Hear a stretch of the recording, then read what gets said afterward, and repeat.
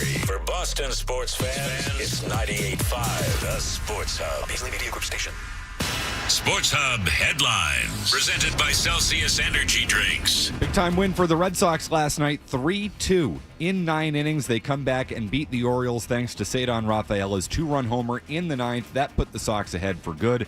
Aroldis Chapman shut the door. Brian Bayo picked up a no decision, but it was another quality start for the righty, 6 2/3 innings. Red Sox will go for a series sweep this afternoon, 1:35 first pitch in Baltimore with Garrett Crochet on the mound. Patriots made a number of roster moves yesterday after NFL cutdown day on Tuesday. They released wide receivers Javon Baker and Kendrick Bourne, and the big news claiming quarterback Tommy DeVito from the Giants. U.S. Open continued last night. Wins for Carlos Alcaraz, Novak Djokovic, and Jess Pegula. Headlines are brought to you by the McGovern Automotive Group. McGovern and 98.5 The Sports Hub are giving away a brand new Ford F-150. For more info on how to enter, follow 98.5 The Sports Hub and McGovern Auto Group on Instagram. Complete rules and details at 985thesportshub.com. I'm Matt McCarthy on Boston's Home for Sports, 98.5 The Sports Hub. Your next update in 30 minutes. To us, Boston pride runs deep. I'm a Bostonian! This is Boston's Home for Sports. Bow, bow, bow! 98.5 The Sports Hub. Ladies and gentlemen, I need all of you to stop what you're doing and listen. Toucher They love the show. In fact, they said, Fred, you're the best. and Hardy Who's Taylor the originator? on 98.5. Hello. Hey there. Aloha. Bonjour! How are we doing? What? I'm an animal. Can we use this for the radio? No, Nick, with your drinking at noon on Monday. Well, I tell her the truth, I'm his booty. That problem is too large for the Sarge. You know how I feel about clowns on morning shows? And I'm just saying, hello. Toucher and Hardy. Watch Daddy and Uncle Freddie. Knocking back 25 glasses of soda. Having some fun. On 98.5 The Sports Hub. Let's go. I don't care about it, but it's not good behavior.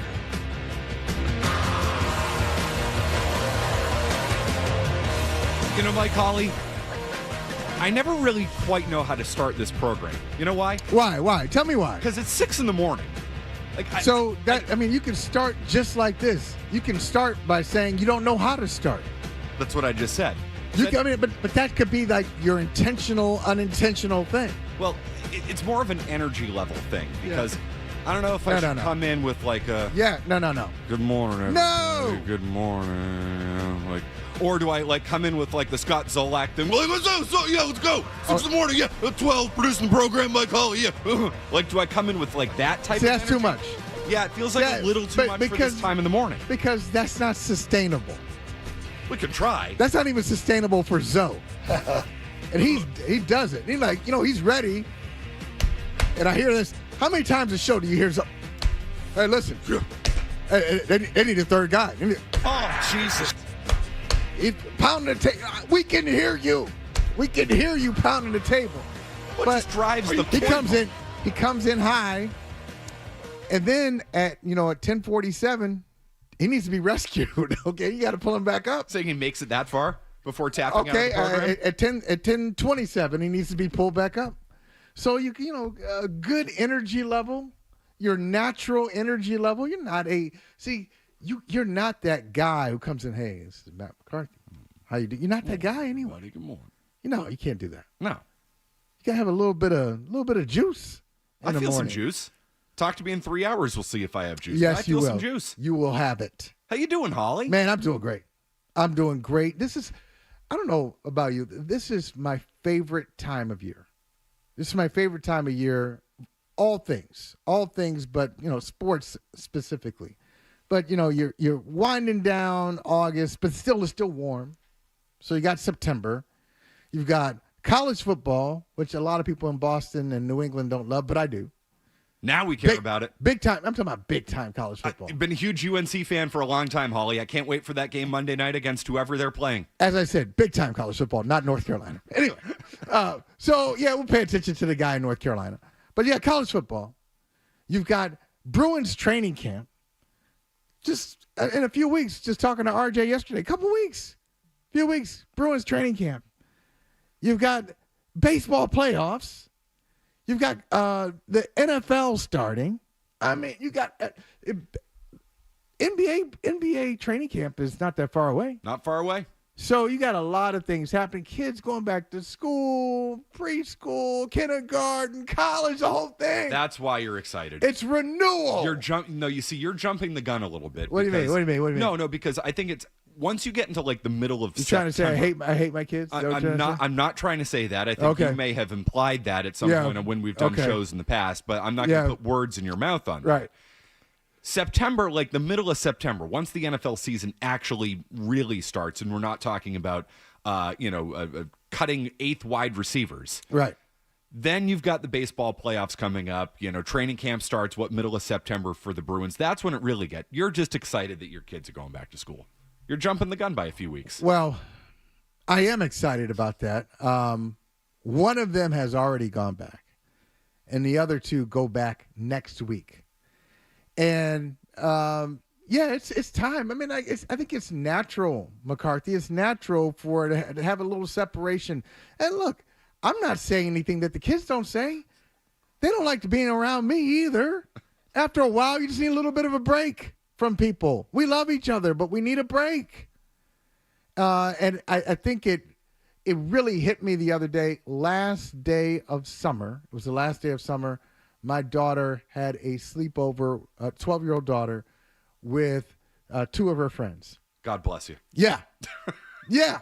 Sleepover. So you have this was Tuesday. This was Tuesday night and a Wednesday. So I got radio. Yesterday. This is yesterday morning. How was your energy level at 6 a.m. coming off? Well, think about it. I've got to be up around 4:30. They were still awake. They're awake. They don't sleep.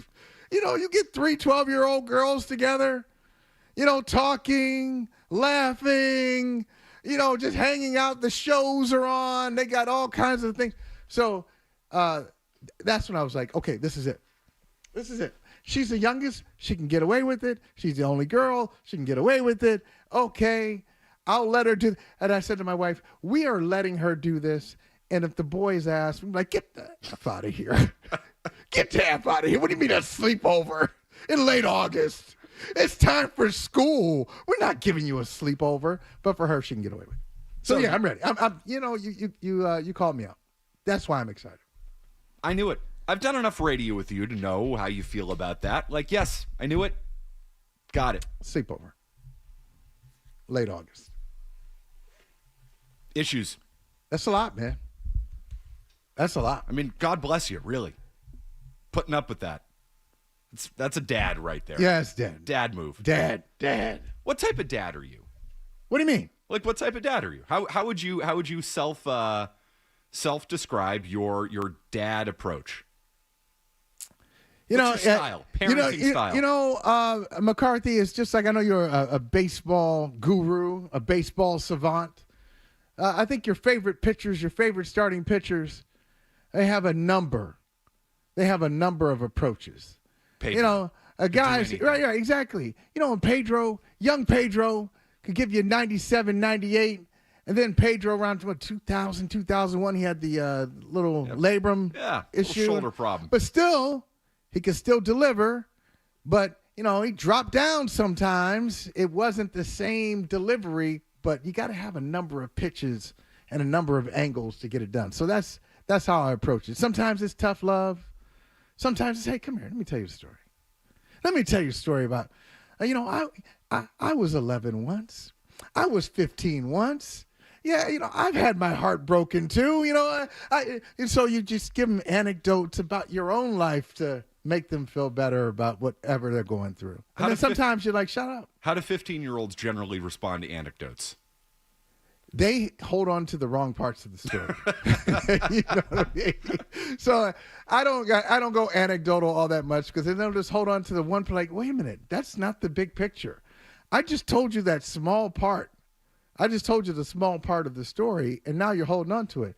Like, I've told the story before. Now, this is kind of disgusting, but hey, listen, we're just talking. It's just the two of us talking. I've always tell the kids, there's nothing you can do. There's nothing you can do that will make me not love you. So like, whatever you do, like people make mistakes. And so I remember years ago, this is my oldest had done something crazy. And he was like, yeah, have you ever done anything, crazy like this? Mommy's really mad. I was like, yeah, you know what?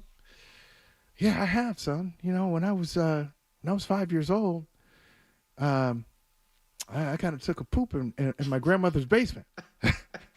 Wait a minute. Hold on. No. I did. Where in the basement? Hey, look. For what purpose? Okay, here's what? Okay, this is what happened. You gotta think like a 5-year-old, McCarthy. Think like a 5-year-old. So 5 years old, my grandmother has an unfinished basement. But it was unfinished, but I was able to play down there. And she was having some type of gathering, a lot of adults up there. The bathroom is upstairs. They were loud. Intimidating. A lot of big people from my perspective. I'm like, I just can't, I can't go up there. But I really got to go. I really got to go. So it was like this little area. I thought I was hiding. I just kind of dropped a deuce in Nana's basement. Love Nana. Rest in power, Nana. It sounds like it. And my here you go, Nana. My uncle came downstairs. He was like, hey, how you doing down here? And he's like, wait a minute. What's going on? What is this? I don't know. Oh, come on. Must have been the other guy. And look, and I got to tell you, I'm not this kind of parent. To bring it full circle, I'm not this kind of parent. Now, this was years ago, and based on my research, I looked this up. I looked this up about 10 years ago. I don't know how much it's changed. But 10 years ago, most of the country believed in corporal punishment for kids. Do you realize that? Oh, yeah, I can believe that. Really? Oh, yeah. That surprised me. No, because I thought 10 years ago, most people you have to understand why. Most people 10 years ago, I think about like my dad growing up here, like the nuns, boom. Yeah, but that's nuns. That's nuns. That's a one-off. The nuns would come in and the whole thing with the ruler, the cliches, okay, pop you here or give you a little pinch. Ooh, that'll get you. I'm talking about, hey, you know what? Go get the belt. Oh, damn. Some people got the switch. You ever hear about these? Mm-hmm. The switch. Adrian Peterson, right? Okay. No. So that is real. Yeah. That is real violence. And you know what? Thank you. That's why I think I looked it up. I looked it up because of Peterson. And okay, how is the country going to respond to this kind of stuff? Here's this guy, this very strong football player saying, hey, this is how I discipline people. I'm like, there's no way people in the United States of America in 2014, 15, somewhere around there, are going to be on board with a guy beating his kids. You underestimate how the average person feels. I'm wrong. So I'm not that kind of guy. I don't believe in that. But let me tell you, my 5-year-old self can attest. I got my ass beat. I got my ass beat that day by my mother, and not just an ass whooping with commentary too. Hey, you know better than this. You too old for this. Wait a minute. You know where the bathroom is. You've been in this house before. Oh man, it was pretty traumatic. I don't beat the kids. I just. I'm just a little snarky. I'm glad we did get to that, but I do want to know what more went into the thought process of 5-year-old Michael Holley. Like, why didn't there are many options there outside? Where are the other options? The option you go outside. Go outside. You go in your pants. You don't go in your pants. Yes, can't do that. You can't take a crap on your grandmother's basement floor either. But you did that. Go in my pants. I'm too dignified for that. Joe Murray's not. Oh, yeah. We had this conversation earlier this summer, didn't we, Matt? We did. I remember that. This is from the boat. He said That's right. He said he would rather. He was on the poop boat. Yeah, he would rather go in his pants than go in a bag? Than go in a bag, exactly. Yeah. You remember. Yeah, I listened to the whole conversation. Yep. Like, it was fascinating. No, Joe. People called. They had takes on it. It was fascinating. Joe, you need to go in that basement. Go in, or go somewhere where you think is a secluded area, and just let it go. But you can't go in your pants. Joe Murray's going to be on tomorrow. I'm going to need to get this take from him on behalf of you, Michael, as to what he would have done in that scenario. I almost feel badly that it's me in this chair right now because there's so many people at this station who are built for this conversation. Yes. Admittedly, I'm not. You're not built for it? Listen, I answer to a higher calling. Poop talk is not my thing. Yeah, I mean, it's right off the top. You asked, okay, what kind of energy should I bring? Poop energy. And you don't want to bring bathroom humor. And I mean, people are out there, commuting. They're going to work. You don't want to hear about a guy taking a deuce in his grandmother's basement. And you know what? I don't feel bad about doing it because I did what I had to do in the situation. So all these years later, you don't feel badly. I don't. No, not about that. I feel I'm just a little upset because I really loved my grandmother. It seemed like it. One of my favorite people that I've ever come across in my life. What a blessing to be born in her family, to be a part of her lineage. I mean, just an incredible person. I loved her always. It's a shame that it had to happen in her basement. My point is it didn't. I don't know if you've kind of wrapped your head around that. Is it really? It didn't. There were options. Because I couldn't go outside. I couldn't go outside. Okay, first of all, you're 5 years old. You're just gonna walk out. Hey, I'll be right back. I'm just gonna go around the corner. I'm gonna holler at somebody. No, you didn't have rights. You can't just leave. I probably didn't even know how to open the door to get outside. So but that you knew was how out. to drop your pants and take a crap. What on I should her have done is I should have just gone upstairs. Excuse me, there was a bunch of people up there, and this is and my grandmother. What a character! So she was, breakfast for her was a cup of coffee, Maxwell's, and Maxwell House, and some cigarettes, some Bensons. So she smoked Bensons, and she had coffee. And she talked a lot of ish. She was great. She cussed in front of me. She also shared a beer with me when I was about 5 or 6. So first time. So she was just, she had a lot of friends, very loud. I mean, it was too much for me. That was too much. I could handle my grandmother and her. Sure. But then when you got like 15 people upstairs talking, smoking, cussing, that was a lot. So I was scared. So I just had to poop in the basement. Nervous poop. I had to poop in the basement, right? We've all had a nervous It poop makes sense before, to me. right? I'm sorry you don't understand it. I thought we were closer than this. No. What I'm trying to understand more. It's not that I don't understand it. I want to get into your mindset. You don't see it my way. I'm sorry that you don't see the pickle that I was in. No, I recognize. So I can't leave. No, Can't leave the house. I recognize the pickle. Can't go outside. It's the execution of the pickle that I do question.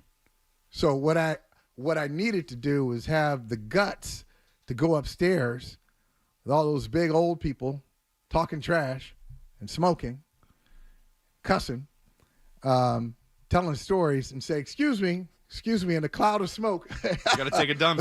Excuse me, I got to go.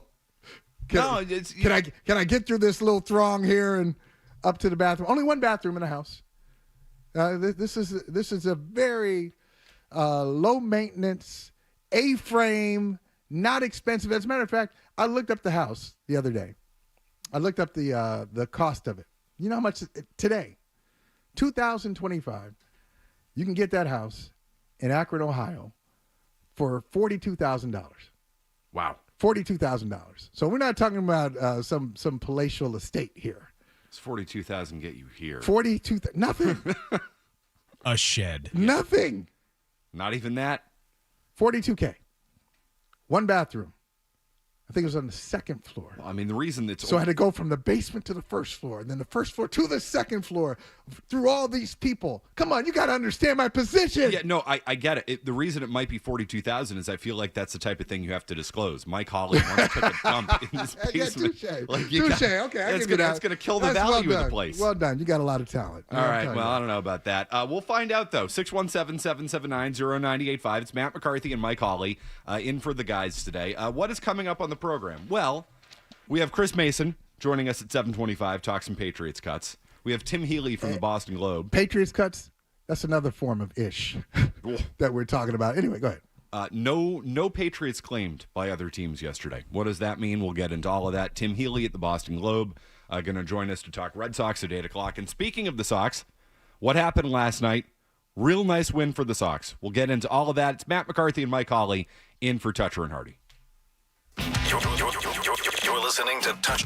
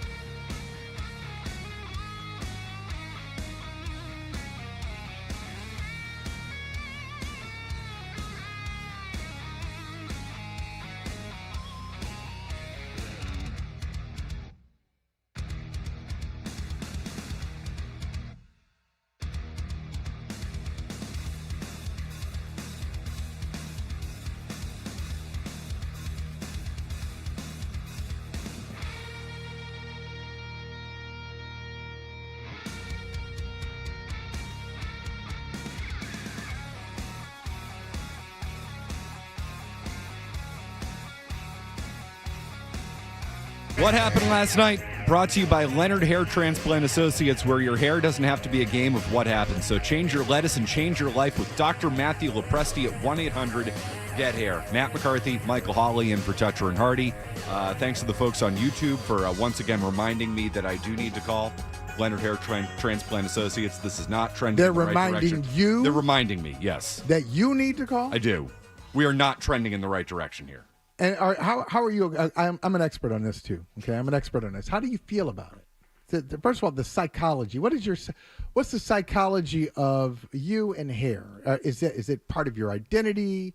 Are you losing confidence as you lose your hairline? I mean, what happens? Depends on the day you ask me. All right, how about today? How totally do you feel? fine. You're totally fine. Totally fine with it. Other days, nah, it's a problem. It's an issue. So do you do these little games where you try to, cover it up? What can I do here? Really? Well, look, you see people do some weird stuff. Like, people slick it back. They do a little man bun to try to hide it. And we can all see it. Like, nobody's hiding it, especially if you ever in those situations where you're, like, say you're at the Celtics game and you're a level up. Like you're on the ninth floor. You're doing some media work. You're on the ninth floor, and you can look down at the crowd, and you see the crowns of heads, and you see a lot of guys. Guys, stop doing this. A lot of guys who are just trying to delay it. They're trying to play these little games with their. I've done it. I'm speaking. This is my expertise. I've done this. You try to cover up bald spots, and I used to have a barber and be like, "Hey, make this go away." And the barber would be like, "Hey, what bald spot? I can do it, man. I got you." Like, why are we doing this? Why is this so important to me? I either have hair or I don't. And if I need to, who's the spot? Who am I Leonard calling? Hair Transplant If I need to call Leonard Hair Transplants, maybe it's time to do it. I'm going to read this. Stop playing this game. No, the copy says where your hair doesn't have to be a game of what happened. Well, no. what did happen? Change your lettuce. Change your life. I've talked to Dr. Lopresti. He'll hook you up. And if you don't want to go to Dr. Lopresti, you should.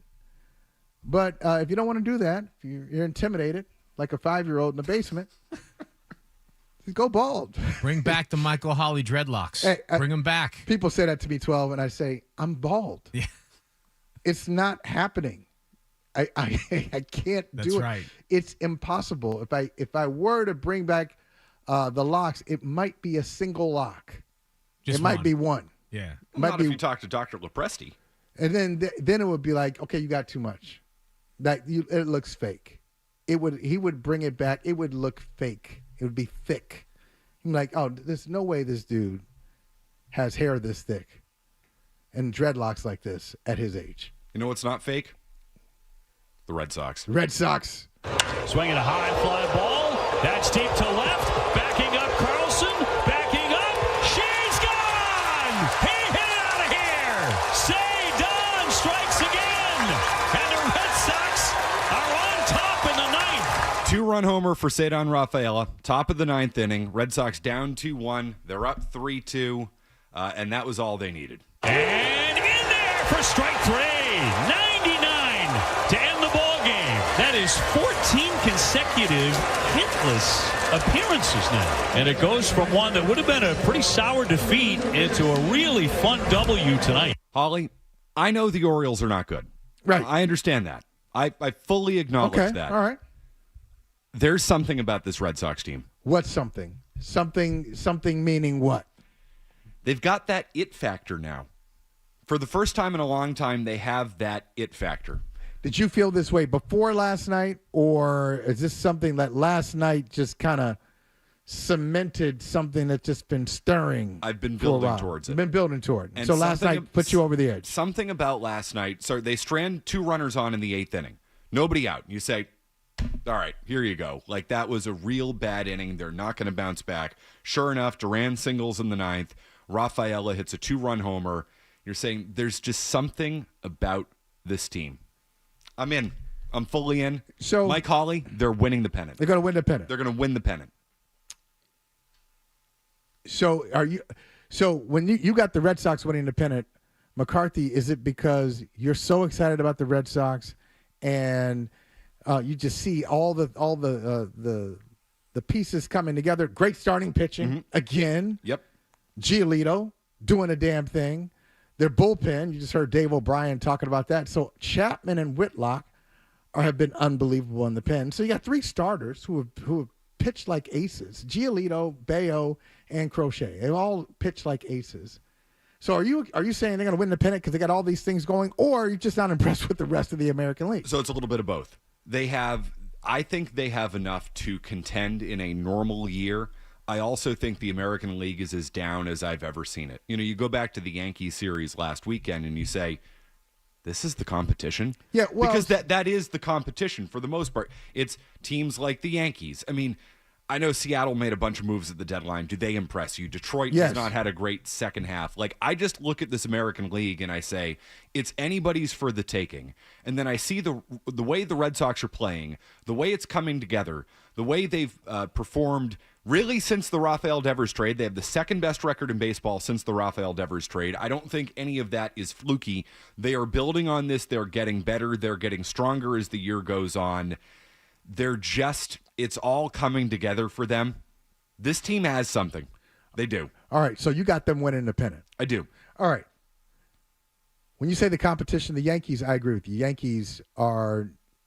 If the Yankees are good, they're not good against the Red Sox. It's a bad matchup for them. I know Aaron Boone and Alex Cora are close, but when Cora manages against his buddy, he just plays games with them. It's just too much for him. It's too much for Aaron Boone to keep up. I always feel like Cora, and I know it's that managers aren't out there, but Cora is always a couple of steps ahead of Boone.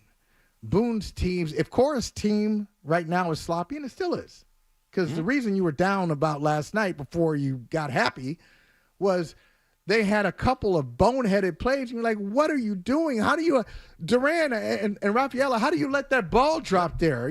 How do you let that happen? So the Red Sox still do things in the field. They do things on the base paths that are not championship level. But if the Red Sox are sloppy, the Yankees are a disaster. The Yankees are worse defensively. The Yankees are worse fundamentally than the Red Sox. So, yeah, the Yankees, not concerned about them. Mariners, I think they're exciting. They got some power. We know that. Some exciting players. Not worried about them. But how do you look at the Red Sox versus the Astros and the Red Sox versus the Jays? I think those are 2 legitimate contenders. Yeah, so Houston is Houston, right? That being said, they have not been the same organization that they've been in recent years. I do think in some ways it's more the uniform, it's more the logo. They have not been a force in October in the last couple of years. And the Blue Jays have never done it before. So I would say, listen, has this Red Sox team done it before? I was going to say the Red Sox haven't done it either. No, but the point being is that the American League is as wide open as it's ever been. That Yankees team, which is, a lot of the same pieces as last year, that team won the pennant. They went through Kansas City and Cleveland to get to the pennant because the American League was weak last year. It's weak this year. And then they got overwhelmed in the World Series. Notice how I said the Red Sox are not winning the World Series. Because no team in the American League is winning the World Series this year. That's not happening. The 5 best teams in baseball are in the National League. Okay, that's a good thing. That's a good thing. Oh, it's very good for the Red Sox. Because you don't have to play them. Exactly. You only got to play one of them. Oh, tremendous. But you're saying you think any of those 5, if you think the 5 best teams in baseball in the National League, you think any of those 5 can win the World Series over an American League opponent? Yes. I just feel like, look, if there's, of those 5 that you mentioned in the NL, probably a couple scare you, right? Like you're probably scared of, are you still scared of the Dodgers who are just clinging, just barely hanging on in the National League West? I mean, they'll probably win it. Yep. But Ohtani went 5 last night. Yeah, they'll probably win it, but it's not like they're running away with the division. The Brewers had, think about it, the Brewers had their, they get the 13 or 14 games in a row. They've had multiple double-digit winning streaks this year. But do you look at them and you say the Red Sox can't compete with the Milwaukee Brewers? So that's where the fundamentals come in. That Brewers team plays strong, they do, fundamental baseball. And to your point, the Red Sox don't. But despite that, Mike, they're 14 games over 500. Yeah, they had mistakes last night in the field. They run into outs on the base paths. They do stupid things. And yet, they're 14 games over 500. Because in the end, they find ways to win these games. And that's consistently been what they've been doing since they traded Rafael Devers. I can't deny it anymore. I can't. You're on board. I'm on board. You are fully on board. Red Sox win the pennant. You want to know why? One of the biggest reasons why? This guy. Swinging a high fly, center field, straight away. Kaiser backing up at the wall. She is gone. He's done it again. Another leadoff home run by Roman Anthony, number 7, to put the Sox on the board 1-0. He's starting to like that. Stud. 21 years old, now starting to hit for power. He's, frankly, been one of the better players in baseball since he came up. Yes. He has changed, Mike, the entire outlook and complexion of the team. He's that good. No, I agree. And I think the only question, McCarthy, with Roman Anthony is, and it's not it's not a question for him, it's a question for the organization. What if you had brought him up from spring training? Right. What if you just let him do his thing, make his adjustments in April and May, and just allow the lineup to take shape around, not like you build your whole lineup around Roman Anthony, but he's a part of the solution. You're saying, hey, I got a spot for Roman Anthony. We've got a spot for him, and then we'll make sense of everything else. What if you had done that out of spring training? Rafael Devers might not be gone. You're talking about 14 games over 500. You might have 20. You might be in first place. So if Devers is not gone, how would you feel about that? So the reason why I say Devers might not be gone is they made a determination in January that Christian Campbell was going to be their opening day second baseman. They fell in love with him. They knew he was signable out of the gate. Massive mistake. So when they signed Alex Bregman, it was predetermined. Despite the fact that Campbell showed in spring training he was not ready for the big leagues. Right. Showed it pretty early on. I mean, obviously he's not ready to play the field at a major league level, but they ignored all of those things, and they put him in there because they fell in love with his metrics, and some of the batted ball metrics are really good with him. They ignored completely his inability to play the field, but they said, he's our second baseman. So when they signed Bregman, they didn't put Bregman at second. They put Bregman at third, moved Devers to DH. That obviously set off this whole thing. If their plan had all along been, let's call up the best prospect in baseball, who is ready, and would have been ready on opening day. Yes. He proved that in Worcester. He was ready for the big leagues. He was ready. From the jump. If you called him up and then did kind of an outfield rotation, Anthony DHs one day, Duran DHs one day, Devers at third, Bregman at second, is Rafael Devers gone?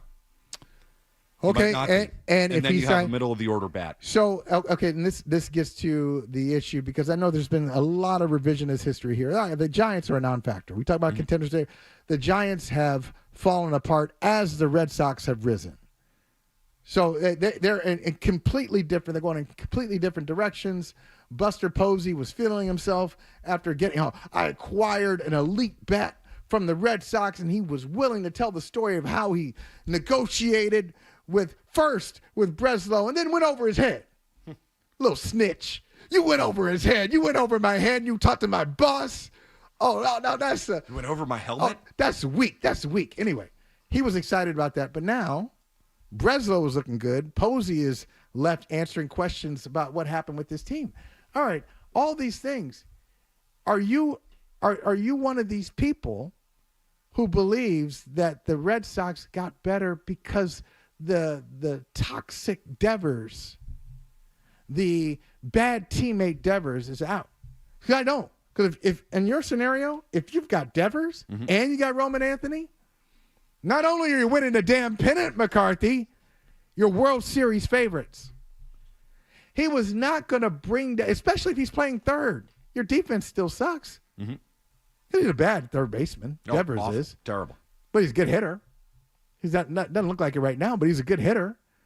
So if you have Devers and you have Anthony and you have Bregman, you still got Chapman, you still got Crochet, you got Bayo, you got Giolito, you got all this good stuff happening for you. Are you not the best team in baseball? You're certainly the best team in the American League, at least on paper, given what, and let's work under the assumption that he doesn't poison the clubhouse, that everything's fine. Well, the poison came from switching positions. Which is undeniably on him But because now- he's a baby. But yes, But okay, in this he's a baby. scenario, He's a baby. But now you've kept the baby at third. You got Bregman playing second. Because you didn't bring up Campbell. You brought up Anthony instead. You actually. Oh, wow. You went with what you saw, not with what you expected to happen or what you wanted to happen. You didn't try to rig the system. You just let the game come to you. And so when the game comes to you, Roman Anthony leaves spring training with the big club. Campbell goes to the minors. Bregman's at second. Devers at third. you're a better team offensively. And you're a better team. Come on now. Say it. Say it. You're a better Let me give you team. this. They would be bad defensively if Devers were still at third base. They're bad defensively now. But the left McCarthy. side of the infield is good. It's really good, and that's important. Like, you hit a ball to the left side of that infield, that's an out. Okay, sure. But then, so but we're just that is a factor, especially for somebody like Brian Bayo, who's a sinker baller, and, like Giolito pitches to contact.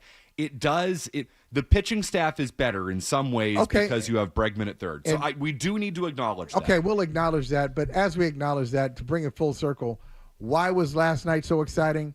Why did Dave O'Brien have that great call on the home run by Rafaela? Because it was unexpected. Because it looked like it was going to be a bad loss because of a defensive lapse. And these things with the Red Sox, you're going to have to factor it in. I said to Felger last night, Rafaela, if he were a quarterback in the NFL, he'd have 37 touchdown passes and 23 interceptions with 4 fumbles. But but there'll be some 90-yard runs in there. There'll be like a 75-yard pass. Like, he is such an energetic, dynamic player, but he still does things. You go, what? Sit down. What are you doing, man? You can't do that in This is Major League Baseball. What are you doing? Red Sox do that stuff all the time. And the takeaway, Mike, is they're getting away with it. And I think they're going to continue to get away with it because they've done it all year long. Pennant. They're 14 games over 500. They're one of the best teams in baseball right now. Like, this is a large sample size. Ever since the Devers trade, they've been the second best team in baseball behind Milwaukee.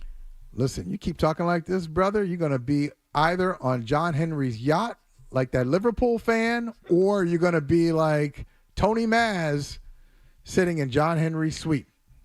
Holly, I can be bought for the lowest of prices. Trust me when I say Maz's price is way higher. Most people's price is way higher. The amount of money you have to give me is shockingly and astonishingly low for me to carry your water. I will say that. I will be upfront about that. It's good to know. I can be bought. It's good to know. I can be bought. Patriots making some moves yesterday. We'll get to that next. Matt McCarthy, Mike Hawley, in for Toucher and Hardy. East.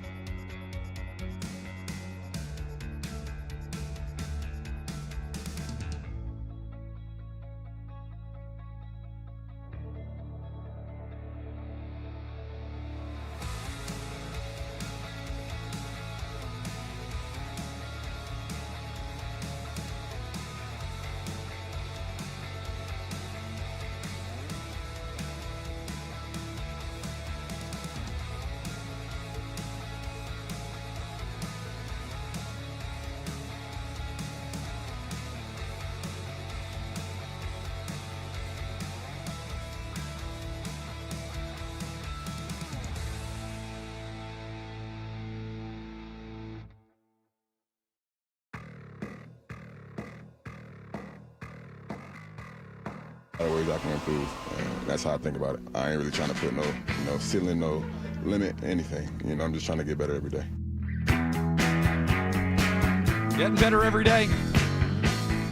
Matt McCarthy, Michael Hawley, in for the guys. Are you excited about roster cutdown day 2 days ago in the NFL? Michael? Yes. So you're a Bob. You're one of the Bobs. Yeah. Come in, consultant, whack everybody. Yeah, it's just the process. I like all the team building, nerdy stuff. You know what? This is all. I had this revelation, McCarthy, a couple of years ago, where somebody was asking me about, you've written these kind of books and you've written this book, and I said, really, all my books are about the same thing: team building. I'm a nerd. Every story is a team building story. And so that's what I'm into. I'm into team. I'm into the draft. I'm into acquisition. What could have happened? Why did you keep this player? Why did you move on from that player? And the personality, the personalities come with it, and the stories that come off of that. But at their core, the books I write are about team building, and the things that I'm into are team building stuff. Patriots building a good team right now? No. And so you can't write a book about that. You can't write a book about a team that is that I think is rotten at its core because of some bad team building decisions over the last 5 years. And so they're in this position now because of what's of a dynasty that crumbled. How many trees have been felled over the Kendrick Bourne thing for the last 4 years? And his I get position it, though. with this team. I get it. He's a fun guy. Receiver aside, he has kind of lost his juice as a wide receiver. But when he came to the Patriots in 2021, have you ever seen anyone so happy to play football? Like, you would see Kendrick Bourne catch a pass, get hit, and jump up smiling. That in your mind's eye, when you think of Kendrick Bourne, you think of celebration, you think of joy. So I understand he's a guy, even when he doesn't perform well, you kind of who roots against Kendrick Bourne? Does he have any enemies? No, I don't think. Well, I mean, other than Matt Patricia. Well, you said happy. I don't know. Matt Patricia didn't like him. No, he didn't, and that was a long time ago. To be totally honest, Holly, when you're like, "Do you remember Kendrick?" I'm like, "No, I really don't." That was 4 years ago. I don't remember him getting up and being happy after getting hit because it was a long time ago. That was the last time he was an effective receiver in this league. It also doesn't sound like he was happy here because he made the team and then he said, "I'm good. Let me go. I'm out." Weird situation. Well, it's not that weird if you think about it. Money. It really is a classic case of follow the money. And I think Mike Vrabel, and I know you want to play that sound in a second, but should I tell you my take on the sound and how disingenuous it is, or should you play the sound and then I'll tell you about it? Let's hear from the coach and then we'll hear from you. All right. Request a release. How do you determine whether to grant that release or say, too bad? I don't know who you're referring to, I guess, specifically. Absent Bourne? Yeah, that's news to me. I think that we just, again, try to put the roster together. I guess when it doesn't work out, you break up with somebody, your girlfriend doesn't want to be with you, and then you say, well, I don't want to be with you either. I'm not going to get into all that. So was that? I just said I'm not going to get into it. It was just like, we're not going to go back and forth here. We're trying to build a roster. You got to move on from some guys. You make connections with guys. You coach them. They earn opportunities. They get more opportunities. They take advantage of them. And that's kind of how these things go. Jaded. Okay. Jaded coach. He didn't want us. I love the analogy. I love it. I love when we talk about, exes and, hey, I don't want to be with you. Well, I don't want to be with you either. I'm glad you said it. I've been thinking about this for 6 months. I'm glad you just actually verbalized it. Okay, I love that kind of stuff. But the fact is, Mike Vrabel, that is BS. The reality is they wanted Kendrick Bourne, McCarthy, to restructure his contract.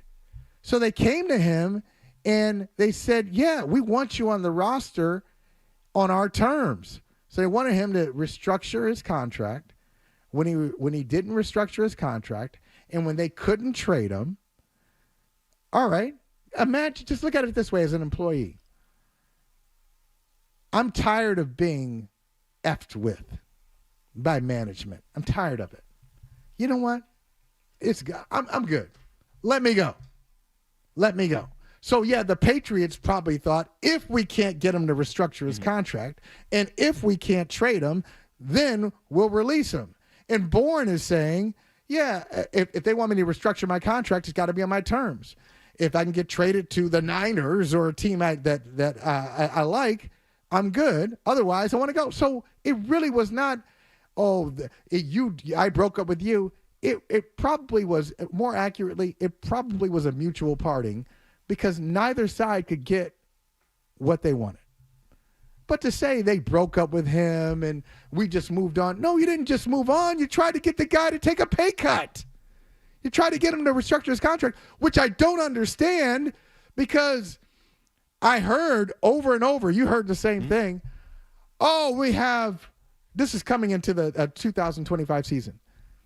We've got the number 4 pick in the draft. We've got more cap space than anybody in football. You know what they still have? More cap space than anybody in football. Why the hell are you trying to get the guy to restructure his contract? And what are you doing with all this mounds and mounds of cap space? We got gigabytes. Get the hell out of here. Meanwhile, what they do also lead the league in, apparently, is rats. More on that. How do you feel about the flow of information yesterday? Any rodent issues? I just tried to let you guys know whatever's going on when I can figure it out. And again, especially when it relates to a player's health. You know what I mean? Like, that's their body. That's their whatever they're dealing with. So some of the injury stuff gets overblown. But it is just an effect to try to, again, I'm trying to protect the player. Having been one, or whether you're dealing with some sort of injury or whatever it may be, I'm always trying to be respectful of their health and different things like that. Called the exterminator. Yeah. No rat problems there. Yeah. Once again, look, McCarthy, it's there was a time when and it wasn't that long ago, when Bill Belichick first got to the Patriots, one of the things he did was he eliminated people in the organization he thought talked too much. So he had a sense of like, hey, there was a lot of information coming out of this department or this wing of the building. I'm either going to so if it's coming from people who I have more authority than, I'll fire them. If it's coming from upstairs, people who sign my checks, I'm just going to ask them respectfully not to do what they're doing. So it was coming from both ends. So he asked people upstairs to stop talking so much. They did. And then he fired the people who were talking, and he could fire them. So he moved on from them. But that was in 2000. It's a different day now. It's a different day.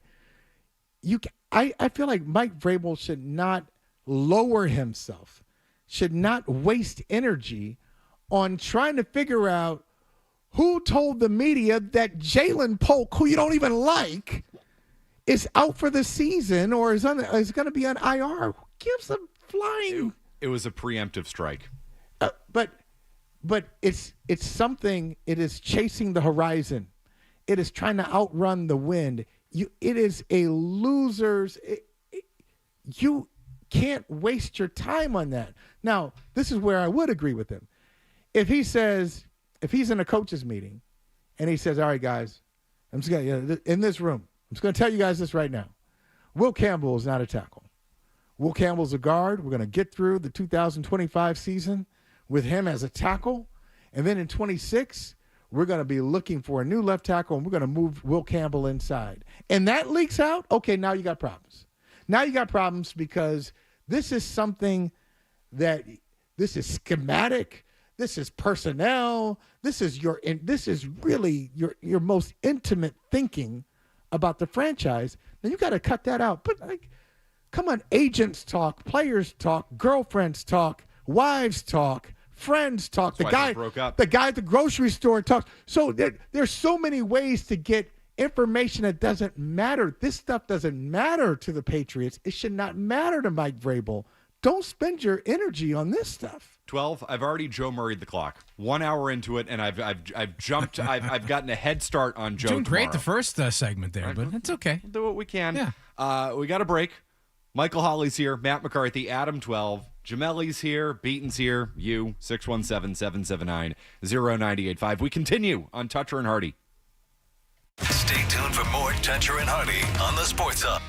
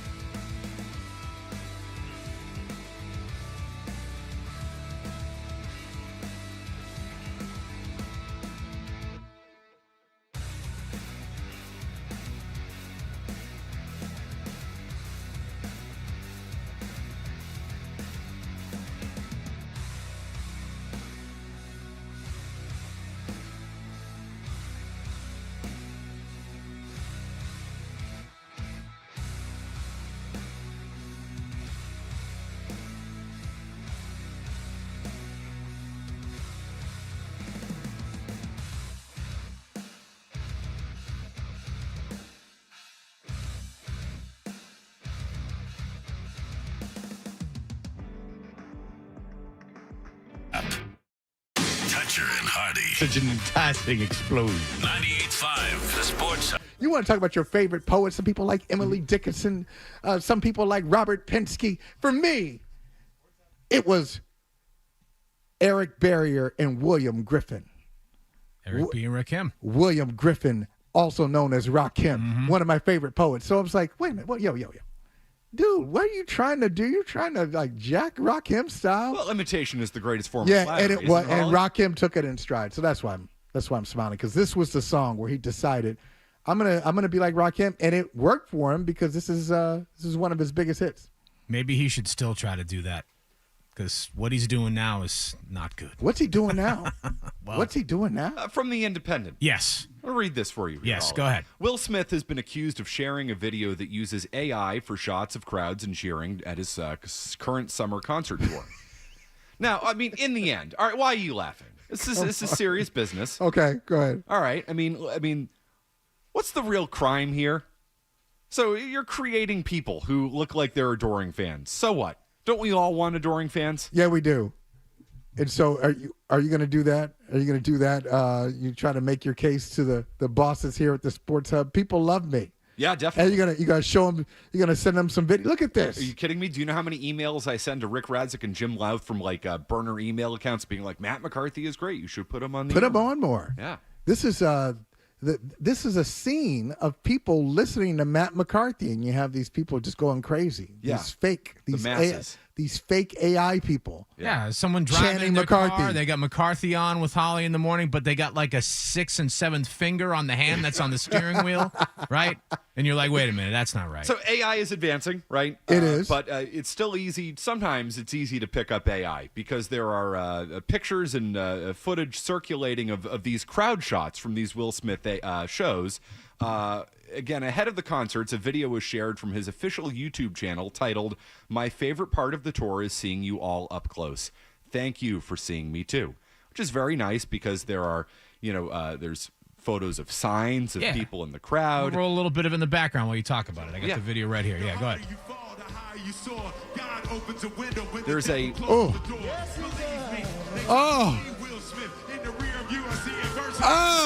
I'm not smiling now. No. But they are. No, yeah, because they're fake. Including a photo of a guy holding up a sign saying, "You can make it. Help me survive cancer. Thanks, Will." There's another one, "We love you, Willie," and all that. Turns out none of this footage is real. It's not real. All right. So do we think that Will Smith did this? Did he order this, or is this somebody a lower level staffer? It's always the people. Well, yeah, the level staffer. Because that's his Jastrzemski and McNally. That's right. Because that's who's his Matt Walsh. That's who's going to get fired. If this becomes a even bigger story, then somebody's got to lose their job. That's what will happen. Always have a fall guy. So you're going to be like, that's right. Isn't that what Chris Carter said? Chris Carter. Get yourself a fall guy. Get yourself a fall guy. Best piece of advice. I give that piece of advice to people all the time. Have a fall guy. If you have the resources for a fall guy, use those resources on a fall guy. The thought I had was, as I'm watching this clip, and it's really bad. I mean, you would think, and again, like you look at the article and the screenshots, I mean, it's showing like this guy's holding up the sign, but like the headband of the girl behind him is like on top of his wrist. Like it's clearly AI. You see the crowd shots and there's people whose faces are all jacked up AI looking faces.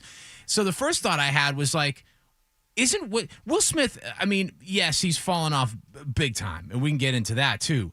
But like the man he's got a lot of money to spend on stuff like this. So can't he get a better quality fake video produced? And then the next thought I had was, no, we can't, because this technology is garbage. This AI technology is trash, and they couldn't get it out to people fast enough. They couldn't force it on us fast enough. I always come back to the point. This is the point I always make, is like, no one asked for this. No one asked for this. Well, Will Smith did. Apparently. Will Smith asked for it. So you mean to tell me, 12, you are, this is an area, not the area, an area of expertise for you. You're saying that there's even the best AI technology is not ready for. No. It's not ready for this. No, definitely not. He can pay for the best of the best. Mm-hmm. And this is as good as it gets? As of right now, yeah. Wow. Yep. And it's bad. And it's got that, and you can tell it's got that sheen. People's skin, it doesn't matter what their skin tone is. It has that weird AI sheen on it because they can't get that stuff right. They can't make it human because it's not human. Were we deep faked, by the way, the other day by the John Henry picture? I know some people think that's AI. I hadn't thought of that. I did. Don't you hate that you need to ask that no, about every single picture now? It sucks. I did think of that yesterday, but there are a couple of things here. One, it was, I mean, the guy had a lot of pictures. He had a lot of it checks out, and then he took it down. The fact that did he take it down because of the shame of AI, or did he take it down because he felt like he had a real connection with his hero, John Henry? For you guys, what do you think it was? Was it the slap for Will? Was that the dissent? Was it Jada Pinkett Smith saying she had these entanglements? That's it. At the red table. At the red table. Goes on YouTube and talks about entanglements. First, she talks about, some of these situations. And then he has to sit down. Will Smith. I watched the whole thing, okay? This is a couple of years ago. I sat there and watched get through it. It was so uncomfortable. I mean, good for you for getting through it. I had to because I couldn't believe this was happening. Like, Will Smith is a guest at the red table, and he has to talk about this guy that he brought into his home. Mm-hmm. They brought him in. And this dude is with his wife, which is but here's the thing: is like I don't know that. It's like, Will, did you think this through? Because it gives the feeling of like maybe Jada had a conversation with Will about here's what I'd like to do in our marriage, and maybe Will was like thinking about the benefits of that. Okay, maybe this is the path that we'll go down. Mm-hmm. And then when they started down the path, and he got into the reality of what that was going to be like, he said, wait a minute, hold on, I didn't sign up for this, but. Horse out of the barn. It's too late. It's too late. And now he's doing everything. It's so weird. Everything he's done since that point. The slap. Yep. This new album, which is terrible. We've gotten into a lot of the songs from it on this show. It's really bad. Really, really bad.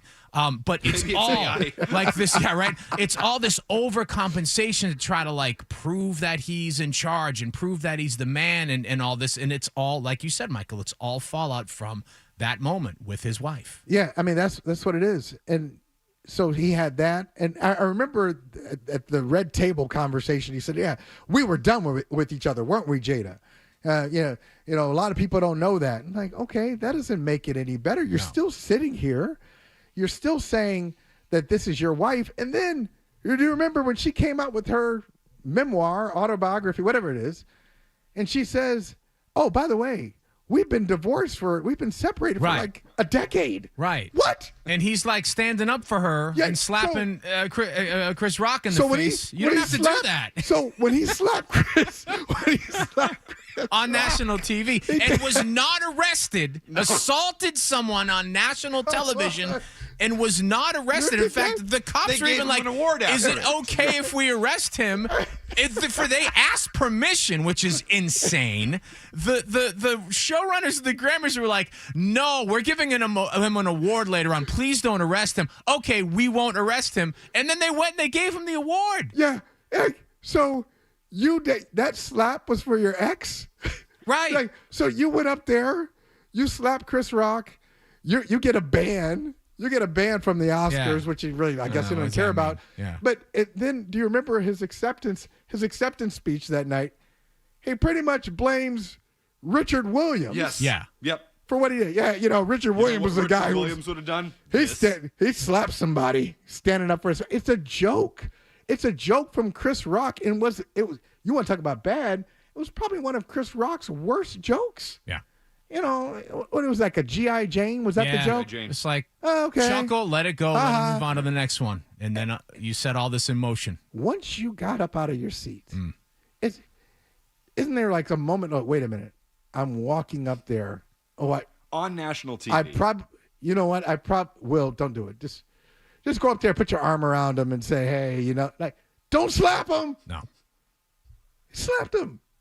In the face. In the face. In the face. Can you and of all people, and I think Chris Rock made this joke about it after in his comedy special. Of all the people you would guess, if you go back 10 years and you say, okay, somebody is going to slap Chris Rock for a joke he makes at the Oscars. Who is that person going to be? 12, you would have had 25 guesses. You never would have gotten Will Smith. Never would have gotten to Will Smith. No. Who's had a bigger fall from grace, Will Smith or Bill Belichick? Oh, wow. Because it is kind of the same level of collapse, isn't it? Because the Will Smith thing, he has collapsed. Bill Belichick has collapsed. Has he? Oh, I would say so. But Bill Belichick for some UNC dating a 24-year-old who now owns his life, basically. I think he's collapsed. There's some 73-year-old men who are saying, and dating a 24-year-old, and what's wrong with that? So I go to bed with a 24-year-old, and the issue is, so I know we look at it and say, what happened to Bill Belichick? But if you look at it from the other side of the street, he's got a younger girlfriend. He is the talk. If you turn on ESPN, the talk of college football. There are two games they're talking about. Ohio State, Texas on Saturday. So number 1 versus number 3, and UNC.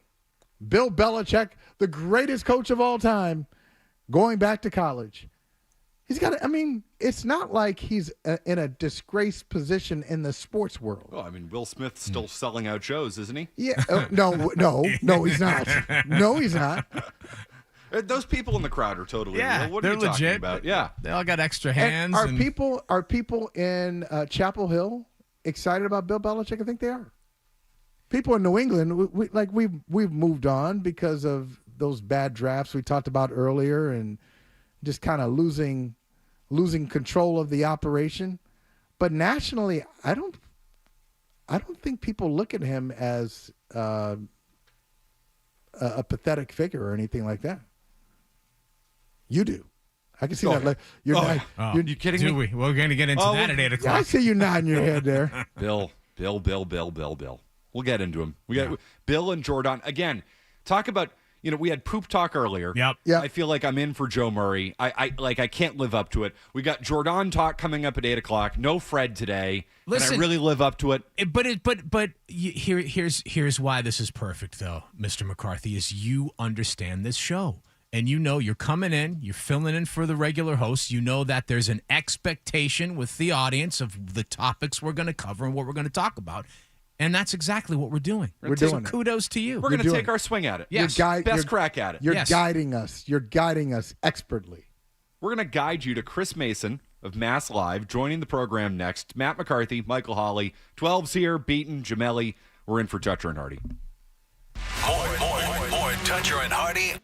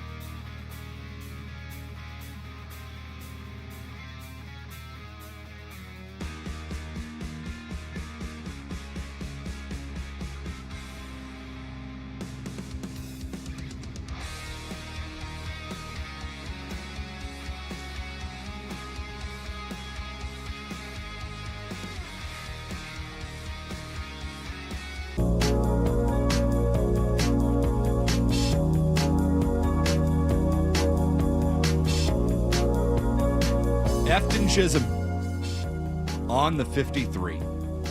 Good for him. Matt McCarthy, Michael Hawley, in for Toucher and Hardy today. Let's go to the Volkswagen Dealers Expert Hotline. Joining the program, as he often does, from Mass Live, Chris Mason. Chris, how you doing, man? Good, man. Thanks for having me on. Yeah, of course. What did you make of the initial 53 and what happened yesterday? Tommy DeVito added, Javon Baker gone, Kendrick Bourne gone, the moving parts. What's your primary number one takeaway? Well, I think there was a shoe that had to fall with the 8 wide receivers there, where you just knew that they weren't going to carry 8. There's no way, like, to have a functional game day roster, you're going to have so many receivers active. So I think that was more biding time. I think the Bourne release makes sense, where they're still shopping him, trying to find somebody to take the contract, take something else. So I think there's another shoe that had to fall. And given where this roster's at, they knew there were going to be at least a couple waiver claims, if not more. So that, I think, like, the initial 53, I understand the focus on it, but especially given where the Patriots are right now, it's kind of always in flux, especially down near the bottom. So I think you knew there was another shoe to fall, and then that did fall yesterday. I've heard a lot of people talk about the receiver group and who's going to emerge as the alpha. One, do you think this group has an alpha? And if so, who is it for your money? It could be Stephon Diggs if he is healthy, if he's playing near his potential. I think that he's kind of been that alpha his entire career. But I don't know if that's him in his 30s coming off an ACL tear. So I think that remains to be seen. I think Matt Collins wants to be an alpha. I think if you hear him at practice, he carries himself like an alpha. But he's had one season in his career where he's caught more than 400 receiving yards. So I think you need a little more production to be the alpha of the room. So I think there's guys that want to be. I think there's a couple potentials there. But the fact that we're discussing it really tells you there's not one slam dunk alpha in there, you know? Well, who do you like, if just based on what you've seen in training camp and the joint practices, if you just said, all right, this is the best guy, who is it? I think Pop Douglas might have the best. Pop Douglas. Given, I think given the summer he had and given having Josh McDaniels here who knows how to utilize him, he just has a different quickness that nobody else in that room really has. So I think he's probably going to end up being the most productive receiver in the offense. Chris, do they have a speed problem on offense? I don't think so. I think they're starting to address it, where if you watch Travion Henderson, he gives them the level that they haven't had in recent years, where he's a home run hitter. He can break out. There's no wide receiver that you look at and you're like, he's an absolute burner. And obviously you're not getting that from a tight end or anything like that. But I think Henderson will go a long way in addressing any speed concerns. Do they need Jacoby Myers? I know a lot of Patriots fans over the last couple of days have been focused on that reporting coming out of Las Vegas. Should the Patriots be involved in that? Yeah, definitely. I don't think they need him per se, but I think they should be involved. I think that's someone you definitely pick up the phone for, where he's been consistent as you can imagine throughout his career, where he's 800 receiving yards. Now he's a 1,000-yard receiver, and he's never really played with a good quarterback outside of Tom Brady his rookie year, where he's just learning the offense. Then he's Mac Jones, he's Cam Newton, he's Bailey Zappi, he's Aiden O'Connell. So I'd be curious to see what his ceiling would be like if you throw like now in his prime Jacoby Myers with Drake May, and to see what they can do. So I think he's definitely worth picking up the phone for. You know who's happiest, Chris, with wide receiver talk? The happiest person in New England that we're talking about receivers is Will Campbell. Because we spent a lot of time at the beginning of camp. Will Campbell's out there. How's he look? Oh, wow. Braden Swinson got him. His old LSU teammate who's been cut. Oh, Keon White had his way with him. Oh, he struggled against Minnesota. And now it's almost as if we haven't talked about Will Campbell. Will Campbell and the short arms. Will Campbell, is he a tackle or a guard? That really hasn't been a topic for a couple of weeks. Based on what you've seen from Will Campbell, just what's your assessment of him going into the regular season? So I went to the joint practice down in Foxborough, and my assignment for that entire day was watch Will Campbell the whole time. Every snap, you're on Campbell duty, see what he's like, see how it's going. And my takeaway, he was fine that day. You know, he wasn't great, he wasn't terrible. He got beaten one-on-ones, he won some one-on-ones, and in 11-on-11s, he held his own. So I think he's going to be a functional left tackle. I don't think he's going to be a top 15 left tackle in the league, but I don't think he's going to kill them this year. And long term, I think he's going to be a really good player for them, either at tackle or guard. We'll see how that goes, but I think he's going to be functional enough this year at tackle that it's not going to be a huge issue. But isn't it a huge issue that And you're not the first person to say it this way when we talk about. So a lot of people use McCarthy. Hear the words, fine, solid, probably a great guard, but fine great tackle. Personality. Isn't it a little bit of a concern that a top 5 pick is not projected to be elite at his position? First of all, I think we're starting with functional here. After you watched the offensive line last year, if someone came to you last year, Michael, and was like, hey, would you like a functional tackle here? You're taking that every day of the week because they did not have one on the roster last year, and it was a disaster. Now, in terms of the elite projections, how often does an offensive lineman come in really as a rookie immediately at his first camp and just shut everybody down, especially in pass pro, where that just doesn't really happen because the leap from the college game to the pro game, it is so different. The edge rushers are so much better, and there's so much more consistency where you're not getting like Arkansas State defensive end this week. Everybody is much better, and I think that's something that these guys have to acclimate to. They have to acclimate to the speed. Now, the arm length, I think it's a legitimate concern, and we're going to see how it plays out. But for right now, if you're saying functional compared to where things have been, I think you take that, no? Well, based on where it's been. Yeah, exactly. Exactly what you said, McCarthy. Based on where it's been, sure. If my options are one game of Chukwuokorafor or the 2025 Will Campbell, sure, I'll take that, or Lowe or some of the other options. But I would think, and correct me if I'm wrong on this, to get to a functional level, see, I don't think I need to spend the 4th pick in the draft for functional. I think I can get functional in the 3rd round. I can get functional in free agency by spending $9 or $10 million. I don't think I need to spend a top 5 pick just for a functional tackle. But maybe I'm wrong on that. Can you get functional in the 3rd round based on how they've drafted offensive linemen in recent years? If you look at the last 3-4 drafts, any sort of offensive lineman there stick? Well, see, because you know why? Because they've got the Chukwuokorafor front office people before. I mean, the last couple, like Elliott Wolf might be Chukwuokorafor. I don't know.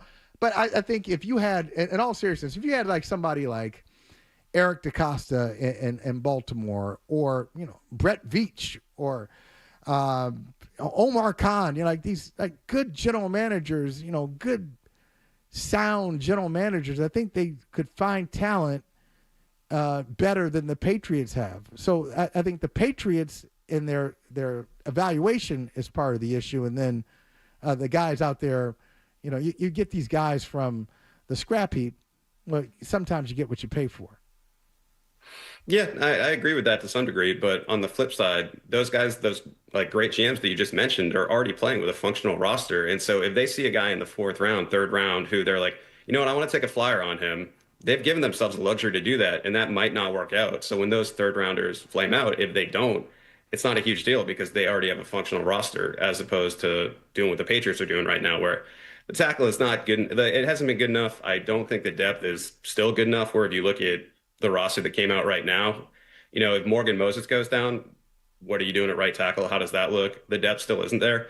But, grand scheme of things, I don't think Campbell's an issue, especially if you look at where this team's at right now. Chris Mason from Mass Live joining us. You talk about the roster being functional, Chris. Should we look at the fact that the Patriots cut a whole bunch of guys and none of them were picked up around the NFL? Not a single one?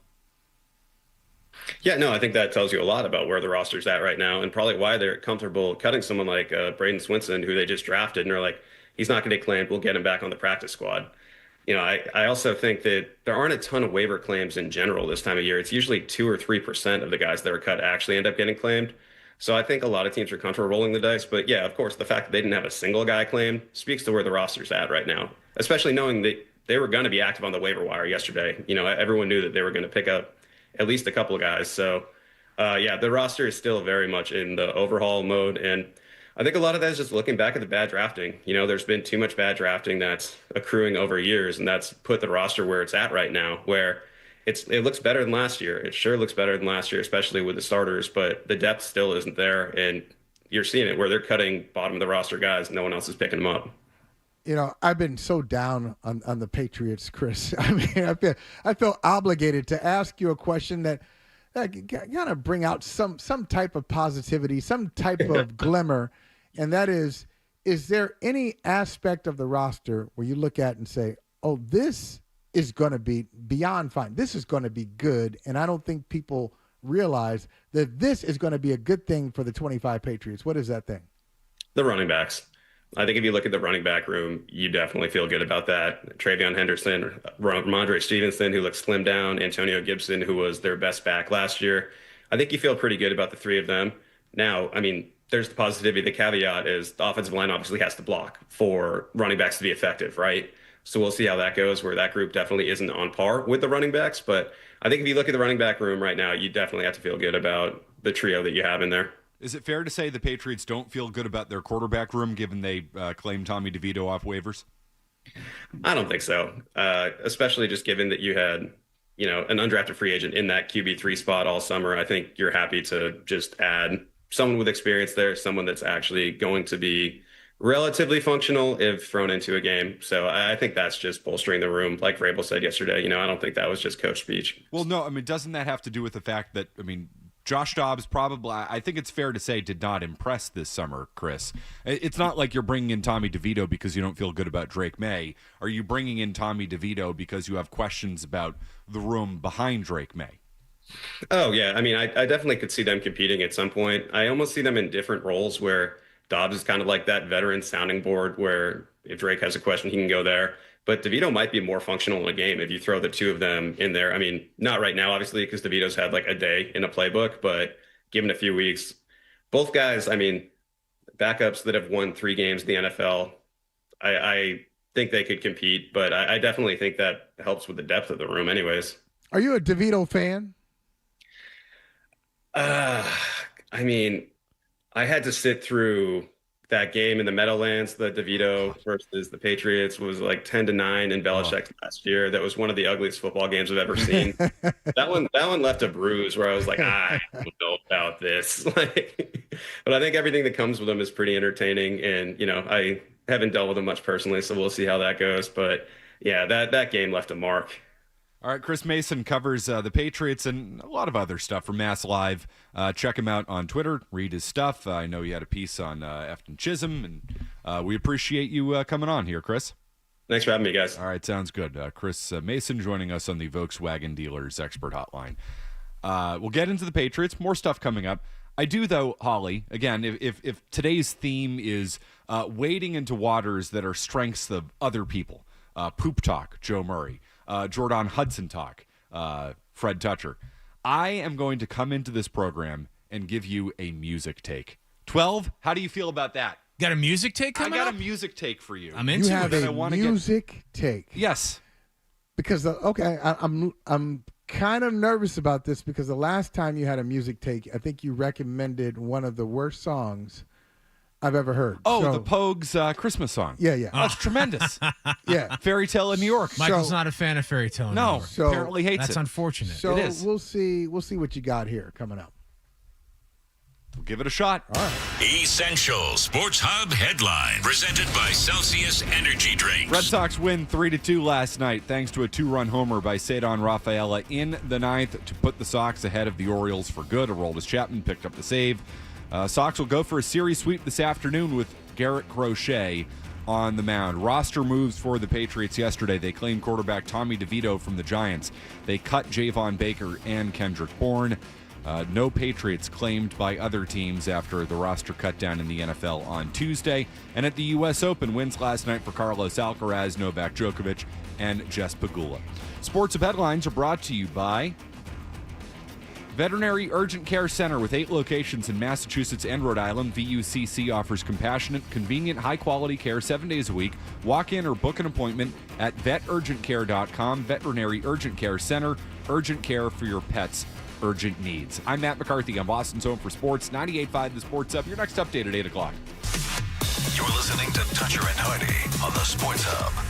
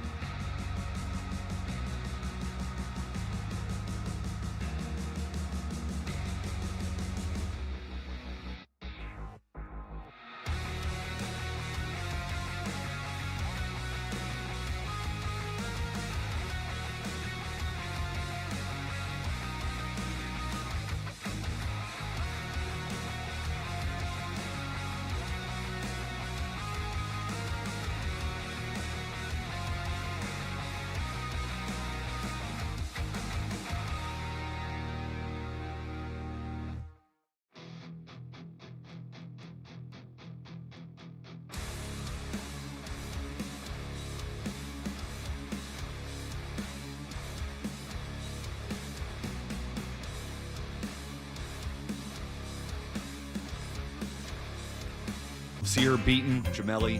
Got room for you at 617-779-0985. So I'm looking at our show Slack channel.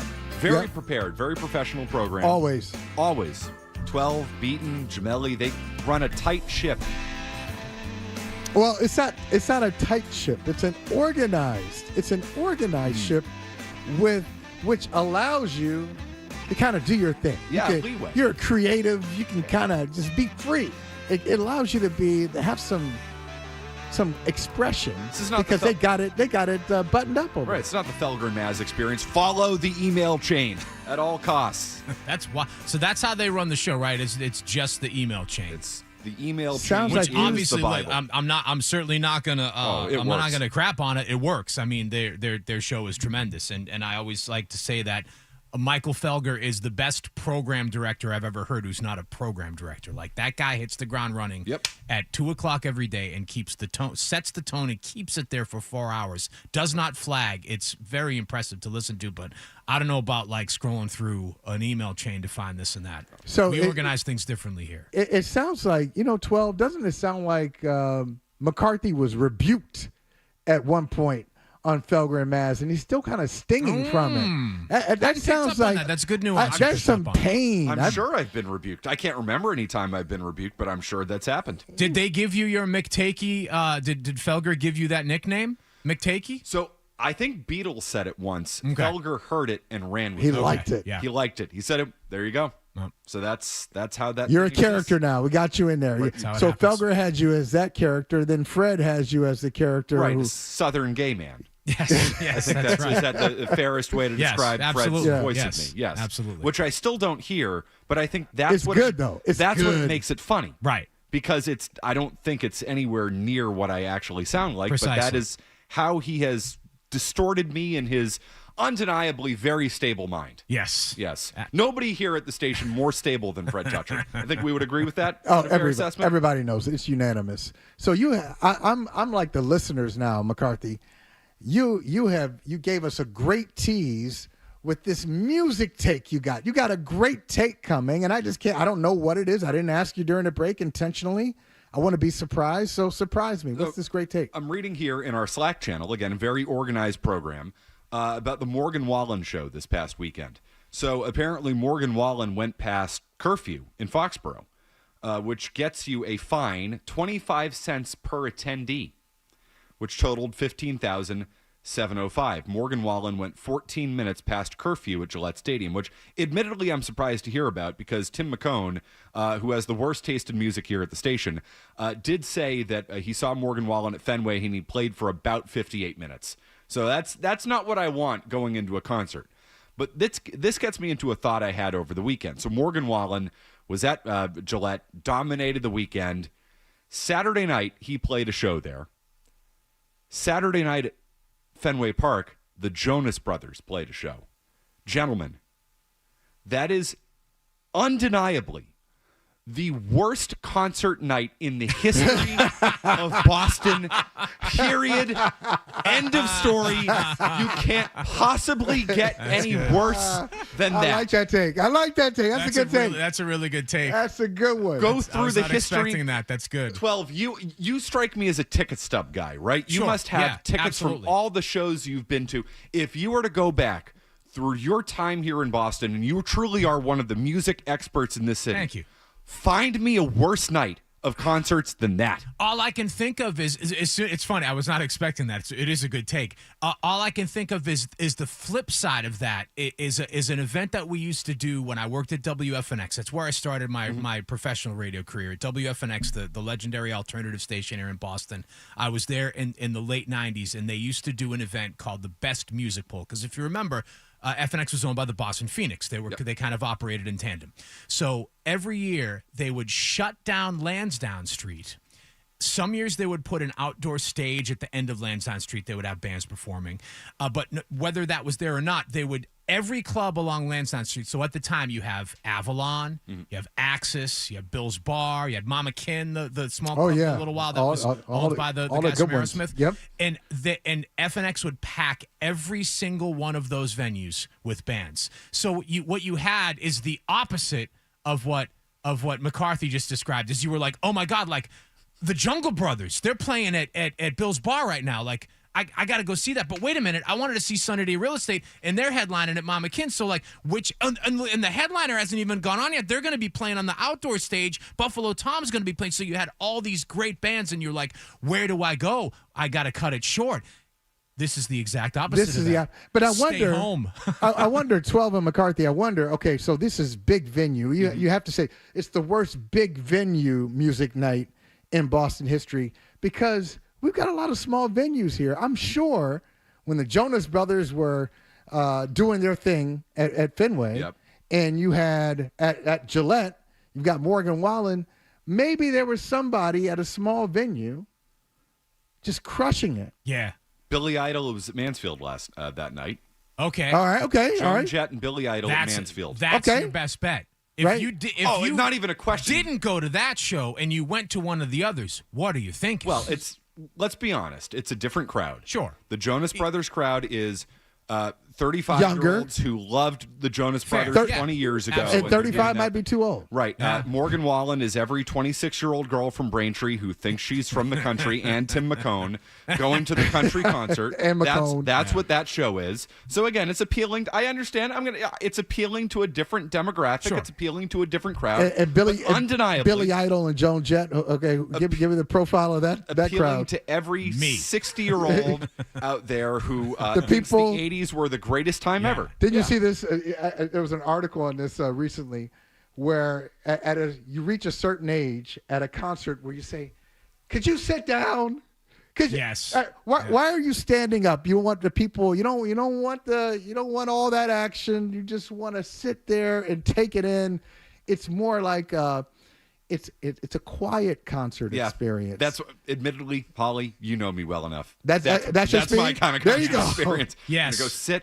I'm going to soak this in. I'm going to be fully sober for the experience of this 4-hour Bruce Springsteen concert. Or McCarthy, like Cary Memorial Hall in Lexington. Just go have a nice seat, watch pick your the Cowboy Junkies or like the type of band that would play there. You just sit and relax and watch. Tanglewood. Yes. John Williams film Yes, night. exactly. Bring my wine in, my wine sit and out cheese. on the lawn if you want to. Absolutely. See, 12, I think once again, we share a brain musically. When you mention, the Lansdowne Street setup and Bill's Bar and Axis, and you name some of the bands, I'm like, oh, there it is. Yeah. The Jungle. I hadn't thought about the Jungle Brothers. Saw the Jungle fantastic. Brothers. I haven't heard. Then Buffalo Tom had that. What was the big song that Summers? Summer. Yeah, Summer. that's absolutely. That's their. Yeah. We even have that. Like in here all somewhere. these groups that you mentioned, those are my people. Yep, absolutely. Right Buffalo there. Tom was, and they still are. They're still making records.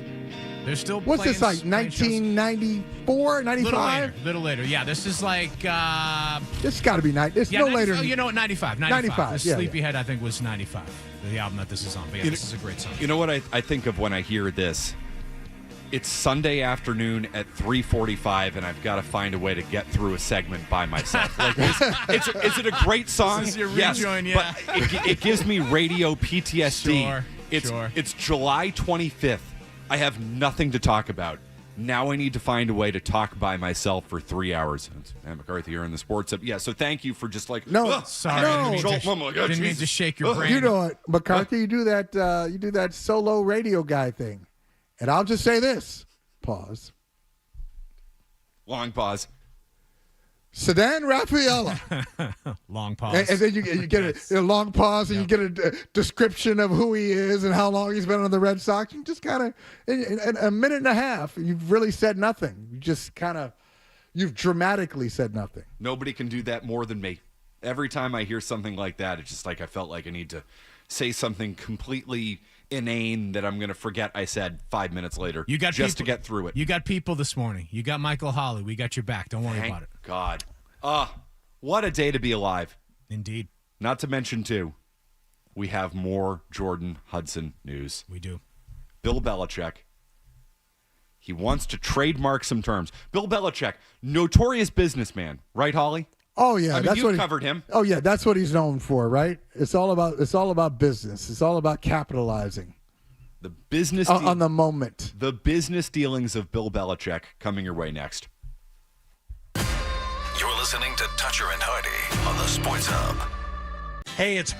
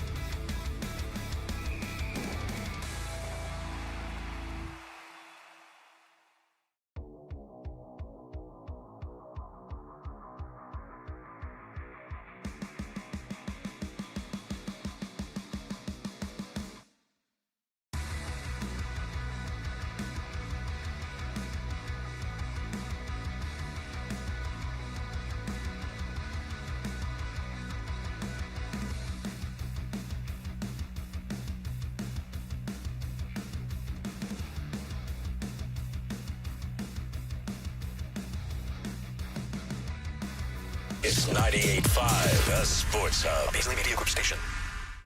Sports Hub headlines, presented by Celsius Energy Drinks. Red Sox beat the Orioles 3-2 last night thanks to a two-run homer in the top of the ninth inning by Cedar Rafaela. That was the decisive blow in the game. Aroldis Chapman picked up the save.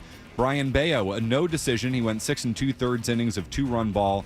One of those runs earned. Another quality start for Bayo. Sox will go for a series sweep in Baltimore this afternoon, 1:35 first pitch, with Garrett Crochet on the mound. Patriots had none of their players claimed by teams yesterday following the NFL roster cutdown on Tuesday. However, they did make a number of moves themselves. They claimed quarterback Tommy DeVito from the Giants. Pats also cut Javon Baker and Kendrick Bourne. Andrew Callahan among those reporting that the Patriots attempted to trade Bourne to Minnesota. That deal ultimately fell through. And the U.S. Open continued last night. Wins for Carlos Alcaraz, Novak Djokovic, and Jess Pegula.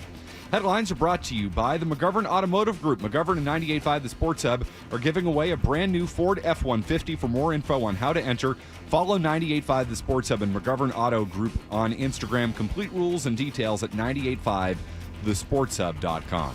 I'm Matt McCarthy on Boston's Home for Sports, 98.5 The Sports Hub. Your next update in 30 minutes. Pat's training camp is coming, and we'll be there to bring you every drill, every scrimmage and preseason game as the Pats get ready for a new season of football. On your home for all things Patriots, 98.5 The Sports Hub. It's called rising and grinding. Start your day. Your finger on the pulse, Fred. Begin your Seldom day right and never wrong. right here.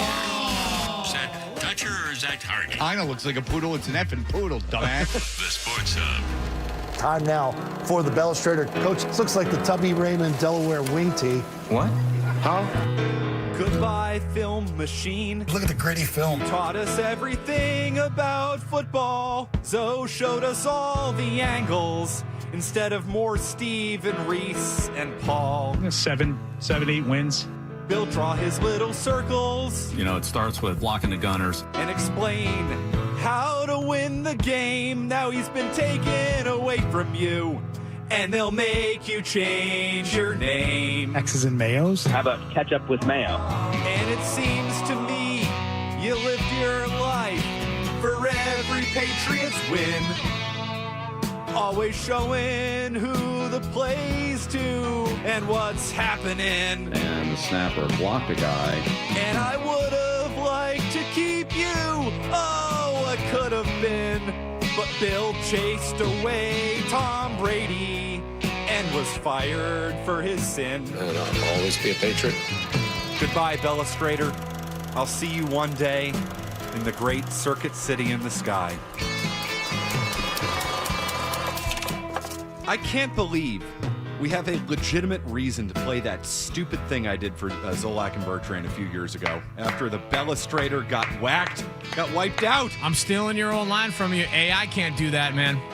That is This is original. Matt McCarthy production. That is original, strong, memorable music. They're going to make the Balustrator change its name. You know why? You might not be able to use that term ever again. Under the Why is that? Why is that, McCarthy? Under the threat of legal action. Get the lawyers involved. Because Bill Belichick and Jordan Hudson are trying to trademark the term Balustrator, along with 16 other terms. Headline: Belichick, Hudson, company files for gold digger trademark. The Bill Belichick, Jordan Hudson business empire is looking to expand.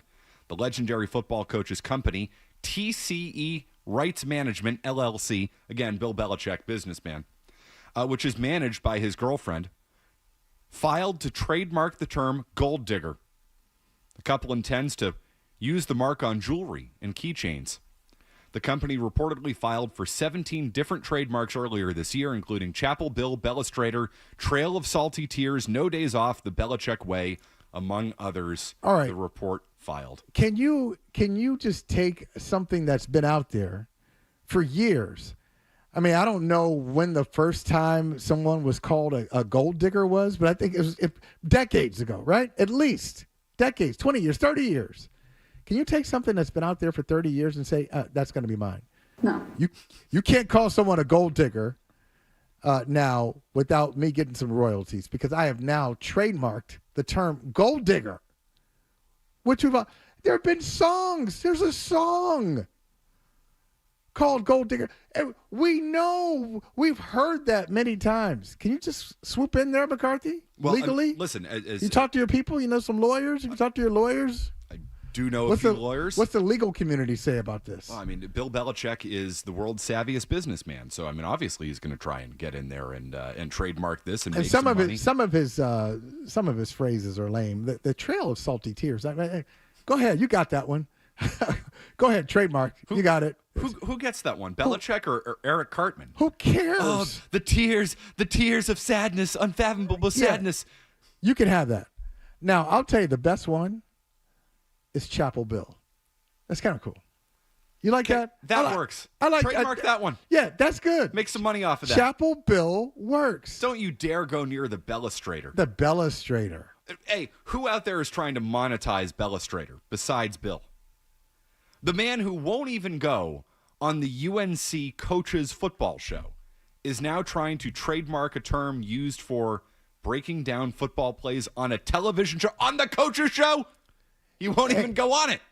And you know, there's something interesting, delicious, humorous about this. I'm not even upset about it because Bill Belichick, we saw the decline. We saw the rise of Belichick here. We saw the decline, and now I think most people have said, all right, that was great while it lasted. It hadn't been great for a long time, so we're moving on. You're more excited about the Raiders and Patriots than you are about UNC and who is it? Texas? Is it TCU? Whoever they're playing. I don't know. But isn't it interesting? Bill Belichick, one of his issues with Tom Brady was Brady's business interests. Mm-hmm. Brady's, along with Gisele Bundchen at the time, they wanted Tom versus time, TB12. Tom wanted to monetize everything because Giselle is one of the great business people in pop culture in the last 25 to 30 years. She really is. Amazing. And so she tried to get him to do that. And Belichick, it's all about the team and bristling at Brady's business interests. And that's what he's all about now. He's all about the money. We keep focusing on his relationship with Jordan Hudson. No, he's all about the money now. So these trademarks are really, like the attempts, they're kind of embarrassing. Kind of? It's beyond embarrassing. For a guy who, I mean, how many stories over the years, the Brady stuff is good. You know what I thought about yesterday when this came out? Remember when Tim Tebow was here, 2013? And Tebow went to Belichick and said, this company wants me to do this commercial. Like, what do you think? Should I do this? Like, would you be okay if I did this? And Belichick said to him, kind of snorted at him, basically said, you can do what you want, but I wouldn't if I were you. Right. And then cut his ass a few weeks later. That's the same guy who is now trying to trademark the term gold digger, Bellustrator, Trail of Salty Tears, trying to monetize everything because in the end, Jordan has her fangs in him, and that's the way it is. Not talking about this. Well, we are. We're going to continue to talk about it, Jordan, because you, Jordan, the world's most brilliant PR person ever, who brought that entire saga upon them for no reason. It is the greatest unforced error I have ever seen in public relations, because Bill is now letting her do this thing, let her represent him. Now he's letting her try to monetize everything he's ever touched at this point, which is just a terrible look for his brand, his legacy, everything. But you've noticed she's kind of been silenced on the PR front. Gee, I wonder why. Yeah, the PR Jordan has gone away. She was very visible, and then all of a sudden she went away. She was just kind of pushed to the side. Now she's doing the business dealings. Now, look, if you're into real estate, it's pretty impressive. Bought 3 houses in Boston. That's where the money is. About $7.5 million for Real those estate. 3 houses. Then she got a little something else on Cape Cod. Bought another house on the Cape. Now trying to be a gold digger. Excuse me. Now trying to trademark the term gold digger. Yeah, I see what you're doing. Flipping a property on Nantucket, too. Little Did you see flip. about that? They flipped it. Oh, it's gone? It's already sold. How about that? Guess I'm late to the party on that. You have the list of terms that they're trying to trademark, right?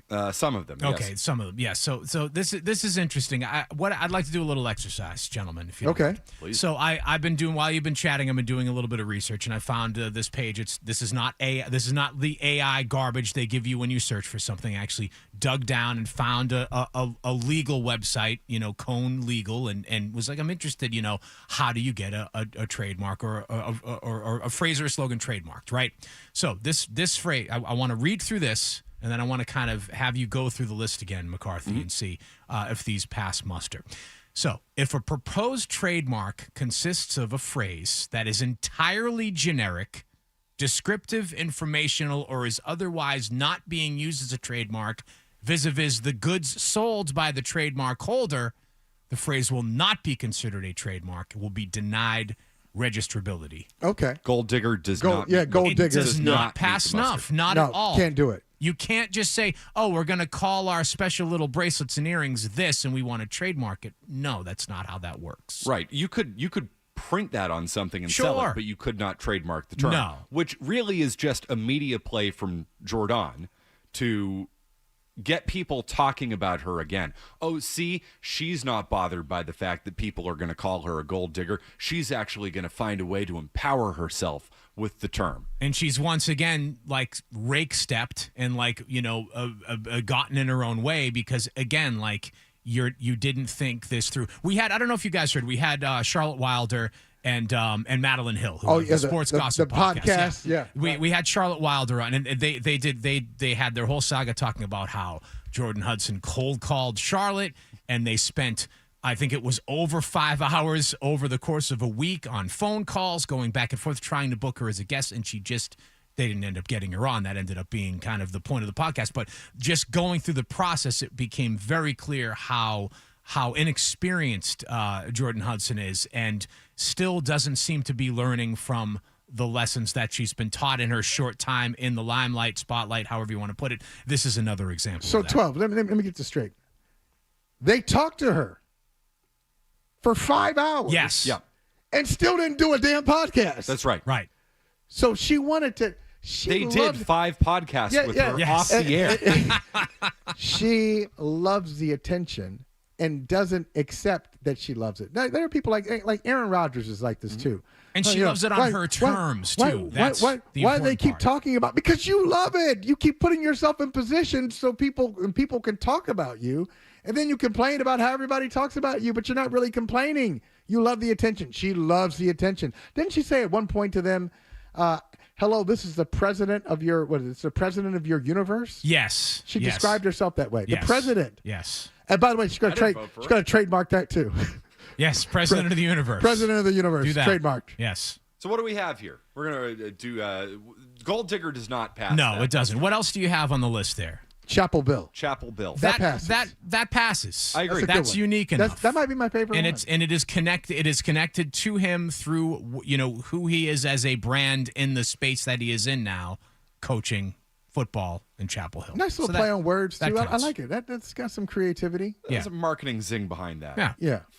She'll find a way to make some money on it. I mean, she's every marketing genius. That's you've ever encountered. She's the greatest of the greats. And PR. No doubt about that. How about Bellastrator? See, I think Bellastrator might pass muster. I think it might too. I think that's a trademarkable term. But who would use it? Who wants to? Okay, it's a trademark. So when Pat Riley did the trademark on 3-peat, all right. Well, we're still talking about it. With the Kansas City Chiefs had an opportunity to 3-peat last year, failed, but that was something that would be used beyond Pat Riley and the Lakers. Who's going to be talking about the Bellastrator? Does it come up in your fantasy football draft? I mean, who's talking about the Bellastrator? Yeah, screw you, Zoe. You can't use the term Bellastrator when you're sitting down with Mike Vrabel to break down a passes, but is it relevant? It's not relevant. It would have been a year and a half or so ago when he was doing media, right? That would have been the time to do this, right? Mm-hmm. Oh, let's trademark this term and let's put a different angle on this particular tool of football analysis and maybe something comes from that. But it's almost like, well, that doesn't apply then, doesn't really apply now. And don't you worry, Jordan will find a way to monetize that. You give her any opportunity, she'll find a way to do exactly the right thing at the right time, as she has proven time and time and time again. No. What was the other one? The Trail of Salt. What was it? Trail of Salty Tears. I don't remember him ever saying that in any context whatsoever, nor do I. There's also he has the Belichick way. The Belichick way. That passes. That's boring. Look, Patriot way, but no. Now it was all Bill. But then he said the Patriot way didn't exist. So maybe he said in his book he said the Patriot way didn't exist. But maybe he said that because he's trying to I'm going to redirect your attention, McCarthy. Forget about the Patriot way. I want you to think about the Belichick way. I'm going to have to go back and read Patriot Reign and see if he mentioned that at all in there. I'm not sure. Did not. But I think there may be a chapter in another book called the Patriot Way. There's a Patriot Way chapter. Thankfully, you're good with that. You're not going to have to pay royalties to because it was the Patriot Way, not the Belichick way. I don't think the Belichick way ever was used in a book. No days off. How is that not trademarked already? Like, I feel like, again, we're a little late on this one. Someone else probably could have come along and done that. I'm surprised they haven't already. Okay, I'm going to say this. Okay, I got to give credit where we've been bashing some of them. Some of them suck. That's a good one. No days off. That's a good one. That's one you should trademark it. Yep. It's going to put it on a T-shirt. That thing is ageless. That will fly. In 10 or 15 years, there's going to be some athlete celebrating a championship and say, it was all about no days off. We all took that mentality. That's a good one. Money into Jordan's pocket, right? No days off. Go with that one. Sorry. Gold digger, no. Not Jordan. I'm sorry. It would be the pockets of TCE Rights Management LLC. That's all right. The company. Should I even ask what TCE stands for? I want to know. I'm going to do some digging. Yeah. Do some research on You're going to do some gold digging. Yeah. Thanks. That's how you tie it. Yeah, there it is. There it is. That's how you tie it. There it is. That's why Michael Hawley is who he is. Radio legend, professor. This man professes. I profess. Well, you know what? We got professional storyteller. We have to come up with our own trademarks. We got to think about this. Put that into Chat GPT back there, and we can find out some trademarks for this show. Do that. But I will tell you that you should trademark McTakey. That's good. Straight right off the bat. I would make 90 whole cents on that. That would be great. I'm going to do that. We're going to. What does it cost to file a trademark? McTakey, and we got to have like a little illustration that goes along with like a little like an icon, like an avatar, like the McTakey, and I can see it on a T-shirt right now. I should have Fred design it. Yes, and see how that goes. Yes, you should see what he comes up with. Oh, I'm sure. He's got the voice, so like, what's he gonna like? How's he gonna create an image? Well, you should be. Not only should you trademark it, I see an animation series. I see something on, the Cartoon Network, where they have, or like something like Adult Swim, where you kind of McTakey. Yes. Yeah. McTakey. Cartoons for adults. I definitely want like an after midnight type of thing. Yeah, absolutely. In You a can safe harbor, so I can talk about just let it fly. How much double switches and sacrifice bunts. No. You got to leave that aside. That's for the afternoon stuff. You got to get a little freaky. McTakey gets freaky. You got to do that. 30-minute show. We can make that happen. I am a freak, as they've said. There it is. McFreaky. McFreaky. Your alter ego. That's for the night show. Trademark them both. After 10 o'clock, that's where things get weird. I can see it. Great content. Speaking of great content, we have Tim Healy from the Boston Globe. We're going to talk some Red Sox coming your way next. You're listening to Toucher and Hardy on the Sports Hub.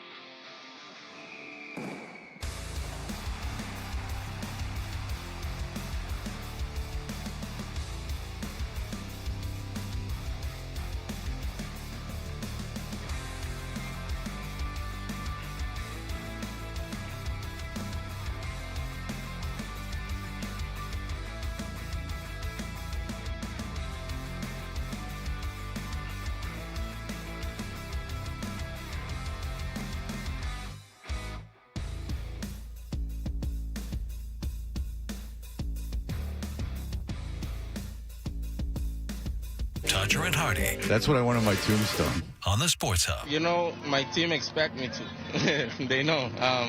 My team, they behind me. They supporting me. But no, it's just keep it calm and not try and do too much. Just do my best. Cedar Rafaela. After his big 2-run homer last night, Red Sox with a 3-2 win. They keep on rolling. They go for a series sweep today. And to talk more about it, we go to the Volkswagen Dealers Expert Hotline. Tim Healy is a beat writer for the Boston Globe, covers the Red Sox. Tim, what's going on, man? Thanks for joining us this morning. I'm happy to. Thank you very much. It's going great. So I told everybody about an hour and a half ago, the Red Sox are winning the pennant. Am I overreacting to last night's game? Tim, you think? Tim, it feels like everything is kind of coming together for this team. Is that a fairer way to say it? Well, I never want to rain on anybody's optimism, but the Red Sox, sure, they're in a good spot right now. They're rolling. They are beating a bad team in the Orioles. They're beating a bad team in the Yankees, who, aren't bad, but looked atrocious over the weekend.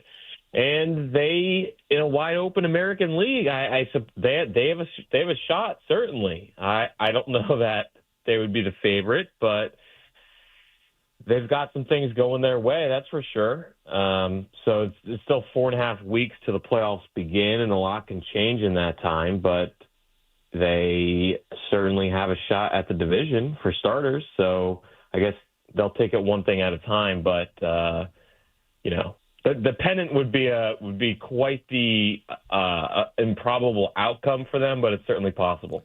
I would think so too, but you piqued my interest when you said they're not the favorite. Who do you think is the favorite in the American League, and why? That is part of the question, because there isn't an obvious one. The Mariners are great, but they've never really had postseason success. The Tigers, I think, still have the best record in the American League, but I don't know how scary they really are, especially in the rotation.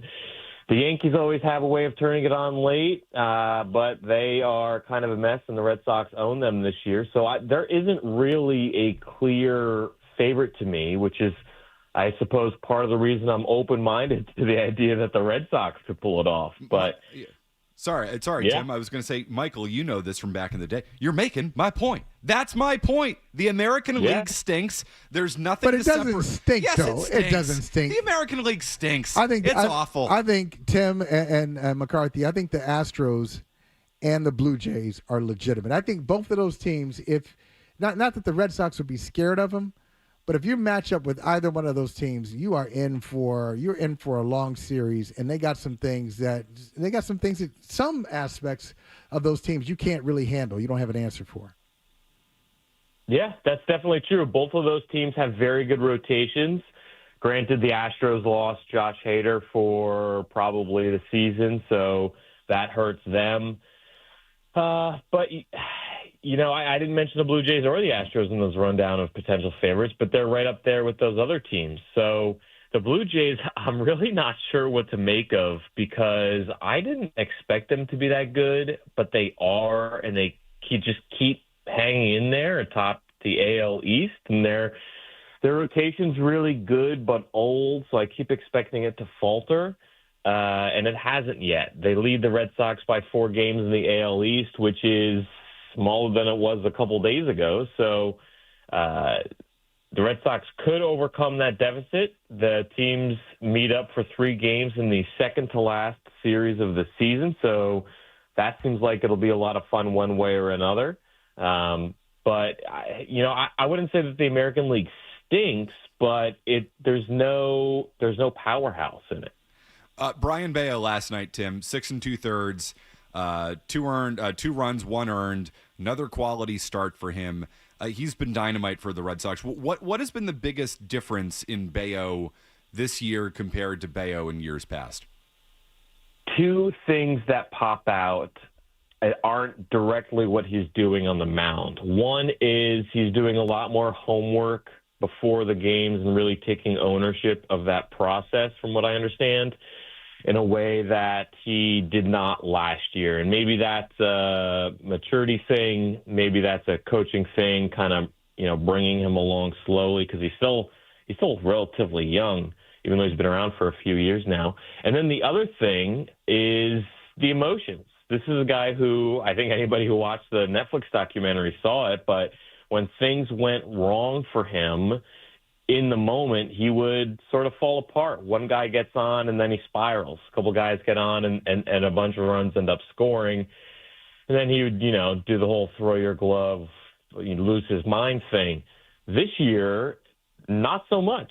He has his act together, for lack of a better phrase, and Alex Cora has mentioned it repeatedly, and I honestly believe it to be a significant variable, but he's got his wife and kids here with him this year, and last year he didn't, and that's tough on guys when they're away for their family for not just a road trip, but for months and months during the season. So there's a lot going Brian Bayo's way, and essentially he's growing up as a player and as a pitcher.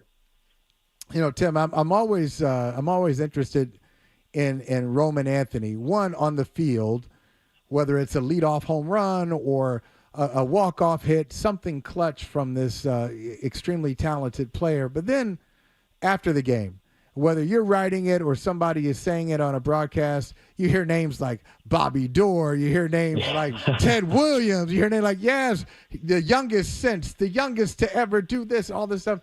What do you make of this kid, 21 years old, just the youth and the talent? Like, what do you see? You've covered baseball for a while. Just tell us what you see of Roman Anthony. It's fascinating because you mentioned it. Like these statistical feats, for example, this week, the leadoff home runs, youngest to do it, and it had been Bobby Doerr. First to get on base this many times in X number of games, more than Ted Williams. Like for all the great players the Red Sox have had through the years and all of the great prospects who have become great players, even in the last quarter century, nobody's been doing what Roman Anthony is doing. So it's kind of mind-blowing in that sense, hard to wrap your mind around. He's the real deal, and that's why the Red Sox gave him that contract, and that's why when they called him up, traded Rafael Devers and stuck Anthony at the top of their lineup, at or near the top of the lineup, depending on the day. You could tell from the very first week, even when the hits weren't falling, but they were just watching him bat and watching him line out, Alex Cora was enamored in a way that he was not with the other young players who came up this year. And as Cora says, it's different. The sound off the bat and the approach at the plate. There was one blowout in the first couple of weeks of Anthony's career, and blowouts are kind of boring at the end. You kind of just want to get the show on the road. But there Anthony was, working the count and eventually drawing a walk. And I thought that is not something you see every day, a guy seeing it through every at-bat the entire night, even when it doesn't really matter. And that shows on a nightly basis, that level of focus and care and skill.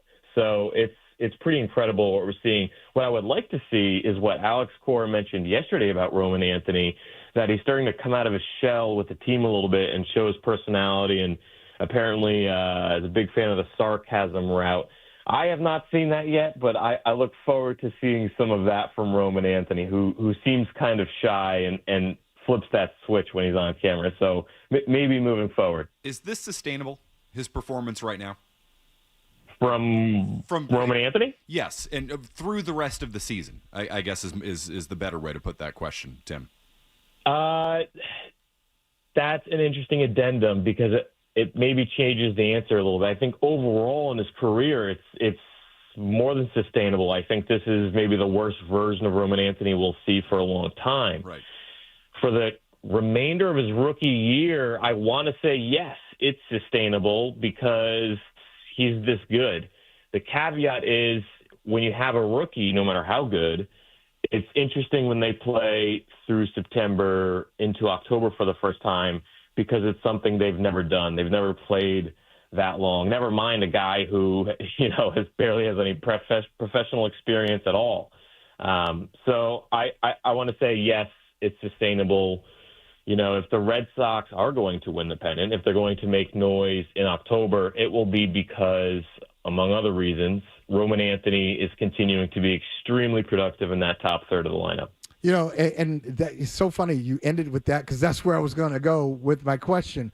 Old school baseball, Tim, the old school manager said my best hitter is going to hit either third or fourth. New school, my best hitter is going to be first or second. What's the best spot? Like if you had an idea, if you had to just break it down for Anthony, where should he be in the lineup? You know, I really like that leadoff spot. He gets on base more than anybody else. He is very comfortable drawing that walk. And even though he does have the pop, he's starting to hit home runs a little bit. He's got, I think, 5 in his last 22 or 23 games. That's okay out of the leadoff spot, right? We've seen Kyle Schwarber lead off for the Phillies a bunch in recent years. Shohei Ohtani does the same for the Dodgers. So I like that leadoff spot. It really sets the tone, especially when he is able to go deep. Never mind get on base and actively put on pressure for on the pitcher as the other guys come up. But, you know, whether it's batting first against righties or third against lefties, there's really no wrong answers there. Here's my bigger question. Who's going to be the Red Sox number 3 hitter game 1 of the playoffs? And obviously it might be a little different righty or lefty, but you know what I mean by that, Tim. Is it going to be Jarren Duran, where he's hit for the last month or so? That's going to be up to Jarren Duran because he's not been good lately. And if it remains cold, Alex Cora has shown he has no problem dropping him in the lineup, which we leave you with the top 3 of probably, you know, Anthony, Bregman, and then Story, as we saw last night, and Duran somewhere thereafter. So, you know, it's a very valid question, and it's impossible to say right now because Jarren Duran has been super streaky this year, and we don't know what version of Jarren Duran will be playing for the Red Sox come September 30th, October 1st. You know, I don't hear anymore, and I probably was part of the problem, or I wouldn't even say it's a problem. Part of the conversation, Tim. You know how it goes. You know, things happen in the Boston sports media. But for a while, we heard about Alex Cora and how engaged he was with the job. There may have been some time. Hey, is Alex Cora's job in trouble? That's early in the season. And Craig Breslow doesn't get it. What's this guy doing? He traded Rafael Devers. What's he thinking? This guy didn't add to the team at the deadline. What's he thinking? And you're around the team. What's your sense of Cora now and Breslow now? Like, how are they perceived, or just what do you see from them? Because we heard a lot about them, a lot of criticism, and now their names don't come up too often. I think if the Red Sox finish off this big step forward of a season, and again, we'll see what the playoffs look like, but both guys are going to get credit for helping turn things around. Taking them one at a time, Breslow's offseason in hindsight looks really good, right? Mm-hmm. Bregman, not only the obvious ones like Bregman and Crochet, but Aroldis Chapman, who was no sure thing at age 37. Justin Wilson, an underrated signing who has been really nails as a lefty out there in the bullpen. A lot of what Breslow did in the offseason has worked out great. And then on the managers, and then, you know, in season trading Devers, listen, that was a tough sell, is a tough sell probably.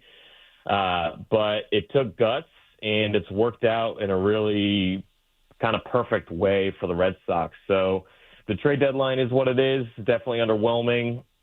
Match has been great. May has not. But on the whole, I think you have to like the job Craig Breslow has done with the 2025 Red Sox. With Cora, I mean, players seem to really like him.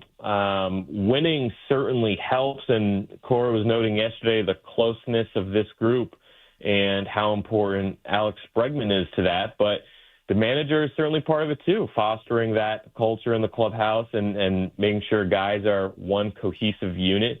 There have been several times, several points this season where things could have totally flown off the rails, including the Devers trade, including when they sort of stunk after that, including after the trade deadline when they faced all those good teams and were treading water for a while there.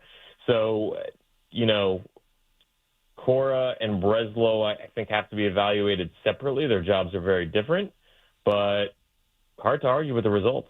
I think that's why it's not as much of a topic of discussion on the radio, for example, because when things are going well, the decision makers aren't in any sort of danger. No. I mean, we would never ever look at the positive here on these airwaves, Tim. So I just, for one, really look forward to your next article, which is going to be the Red Sox are going to win the pennant, right? I mean, that'll be the next thing I'll see from you in the Globe, right? Give me about 6 weeks. You got it. He's Tim Healy, covers the Red Sox for the Boston Globe. Tim, great stuff, great insight. I really appreciate you joining us this morning. Thank you very much. All right, sounds good. Tim Healy is all of our guests joining us on the Volkswagen Dealers Expert Hotline. Pennant fever, Holly. I have it. This team is going to contend for and win the pennant. If you're going to do it right, McCarthy, you got to say it in a way that you could trademark it. Right. Come up with a phrase that is trademarkable, if that's even a word. I feel like we need some alliteration in there, right? Something, like, right. Something that McTakey's, I don't know, something like that. No.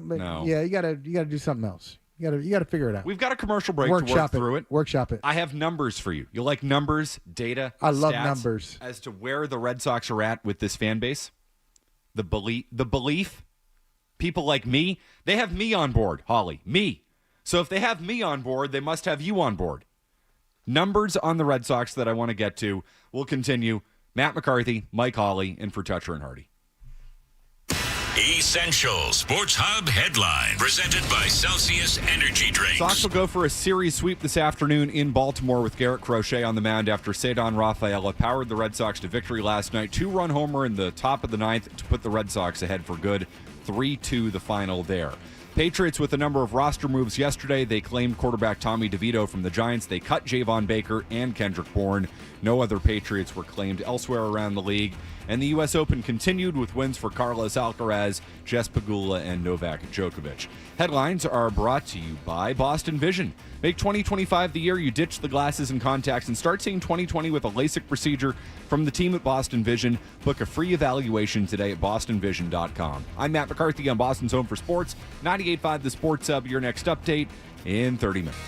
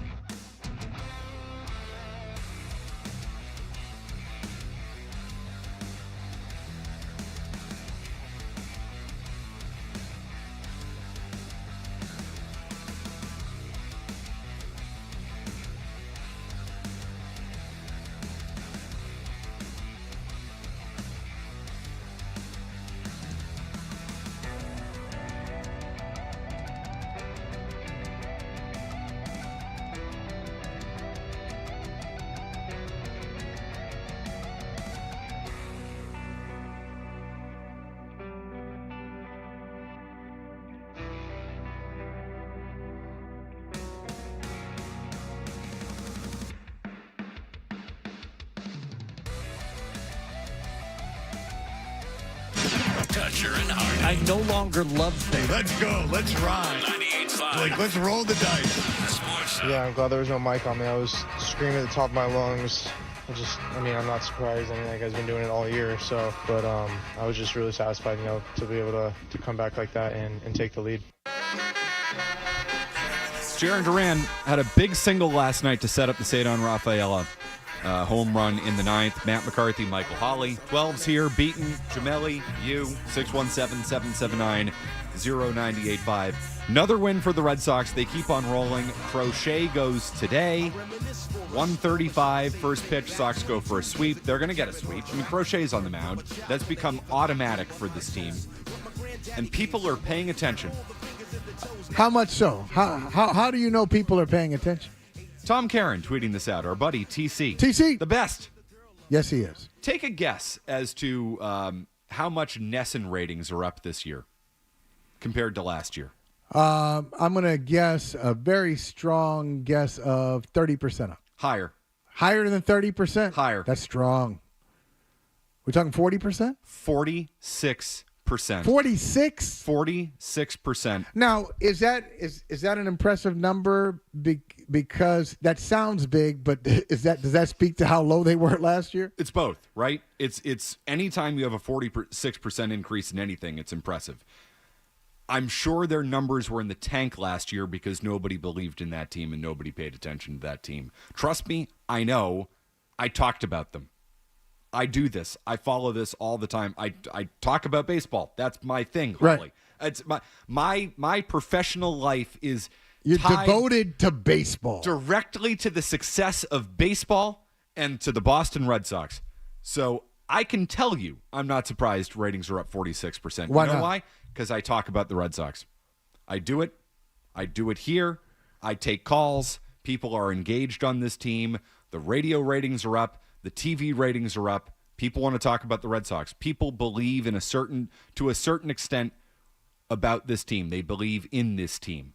I believe in this team. But they're winning the pennant. But but work on it though. Work on it. They're winning the pennant. Yeah, winning the pennant is not enough. You got to make it sexier. You need to. I'm not sexy. I don't do that. Yeah. But you need to get that up. Rephrase. You need to. You can call Northeast Men's Health. Yeah, there it is. Hey, go ahead. They can get you going within an hour. I've heard the ads. I love it. It's impressive. You need to get people on board for your phrase, your pennant phrase. But this is bigger than the Red Sox, though. It really is. I'm excited to hear it because I always say, having these debates about baseball, is baseball dying? What's wrong with the sport? Because when Michael Jordan, the greatest basketball player, the second greatest basketball player in history after Bill Russell, but no, Michael Jordan, the greatest, he really is, greatest player ever. When he was doing his thing with the Chicago Bulls, okay, exciting, eyeballs, baseball, not the NBA, baseball, the World Series outrated the Jordan Bulls in their first three-peat and their second one. So baseball in the 90s was everything. Like, you looked up, baseball wouldn't want to compare itself to the NBA. The NBA is beneath us. All these other sports are hockey? Are you kidding me? And now, if you look at World Series ratings are comparable with a good NBA Finals. Oh, World Series ratings this past year were significantly better than the NBA Finals ratings. Now, yeah, but I'm saying, compelling World Series in the NBA Finals. But I'm saying, but last year and the year before that, you look at those, you're still in the same pool, right? And so that wasn't a good sign for baseball, where you were up there, you were way up, and now you're coming back down to the mortals. Now the NFL is in a different category. The NFL is just in a different stratosphere, and baseball won't be that. But my point is, I'm excited to see not only baseball ratings go up for the Red Sox, but now we're back into Red Sox Town category. I don't think it's one, but it could be. If the Patriots, this thing, you don't permanently get the throne forever. The Patriots have had the throne because we've got the most popular sport in North America, and maybe one of the most popular sports in the world in the NFL. But if the Patriots put together another 4-win season and the Red Sox do win the pennant, this thing is fluid. We could be back to this is a baseball town the way it was in 2000, 2001, 2002. I don't know if it can ever be that, because that was a different time and place. As you mentioned, the 90s, 2000s, baseball was still, going into the early 2000s, baseball was starting to certainly lose its grip on the country. But yeah, I mean, here it was 25 years ago. 25 years ago, baseball was one. Mm-hmm. And everything else followed. Right. 20 years ago, baseball was one. Barely. Mm-hmm. The Patriots were two. Yeah, and the Patriots were two. And now the Patriots are one.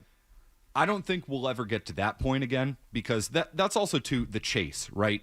I mean, the Red Sox didn't win for 9 decades. That thing, it was really a part of what this town was, the lovable losers, the Red Sox, like that whole, the fellowship of the miserable thing. You're not going to replicate that. Yeah.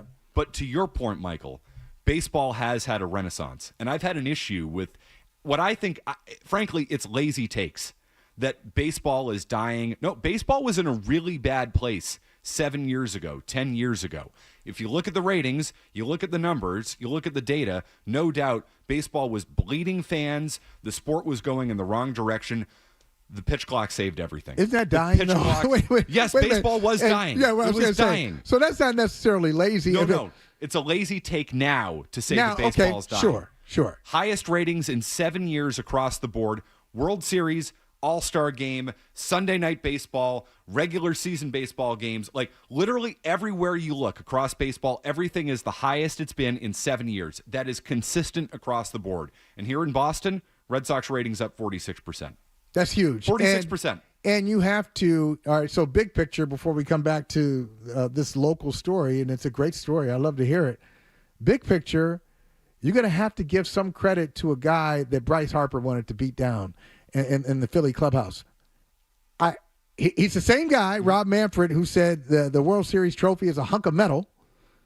He's the same guy who seems kind of not up for the moment, a little detached. Hell-bent on abolishing the American and National Leagues. Yes, this guy. Comes up a little bit of a weenie, just like not really the guy. That's not the guy you want to. You don't want to get off the bus and follow him. Tennis guy. Wherever he's going, I'm going in. Hey, you ever drive in a car and say, this guy's driving me crazy. If he goes right, I'm going left. He goes left, I'm going right. Whatever. Like Rob Manfred is that kind of guy. But you have to give him credit, because if the sport is dying and you make changes to stop it from dying, and now you say baseball's not dying, baseball shrunk from what it was, but it's still very healthy. It's a healthy business, and it's a compelling product now. It's exciting. The pitch clock saved the sport. Pitch clock, and it's the most important thing. Were you against it? So 10 years ago, I was. 5 years ago, I was on board. I was one of those, the purity of the game, and isn't it wonderful that we don't know when the game is going to end, and it's timeless, you can't touch it. Oh, get it out of here. I was wrong. I'm so glad they have it. It is picked up the pace of the game. Mm-hmm. I think the players like it. I think the fans like it. It is really, you're right, it has saved the product. Needed to. It needed it. Red Sox ratings up 46%. 46%. So there's another question here. And we asked it earlier. Does this go back to Devers too? Where, look, I guess maybe, and I might be going too far with this, I think fans have changed a bit. Now, it used to be fans were like, I don't care. Just show up, hit home runs. If you're an a-hole, fine. Be an a-hole who hits 45 home runs. If you're whining and you get the job done, fine. I don't think, and I was in the minority. I was with Devers because I looked at it as a workplace issue. Management is messing with Rafael Devers, and he's tired of it. I think there was something about the Devers situation where fans said, I don't like what he's doing. I don't like this team. I don't like the team. The team's not embraceable because this crap is going on. Alex Cora hasn't ended it. Rafael Devers hasn't ended it. John Henry goes to Kansas City, and it's still going on. I don't like this team. And I think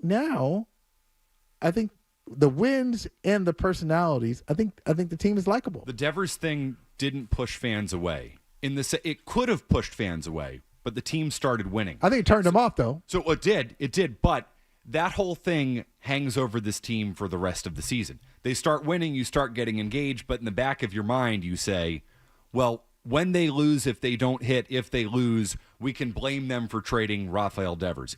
In some ways, it actually, I think, drove a lot of fan engagement and interest in this team. Point. Because it added stakes to the whole season.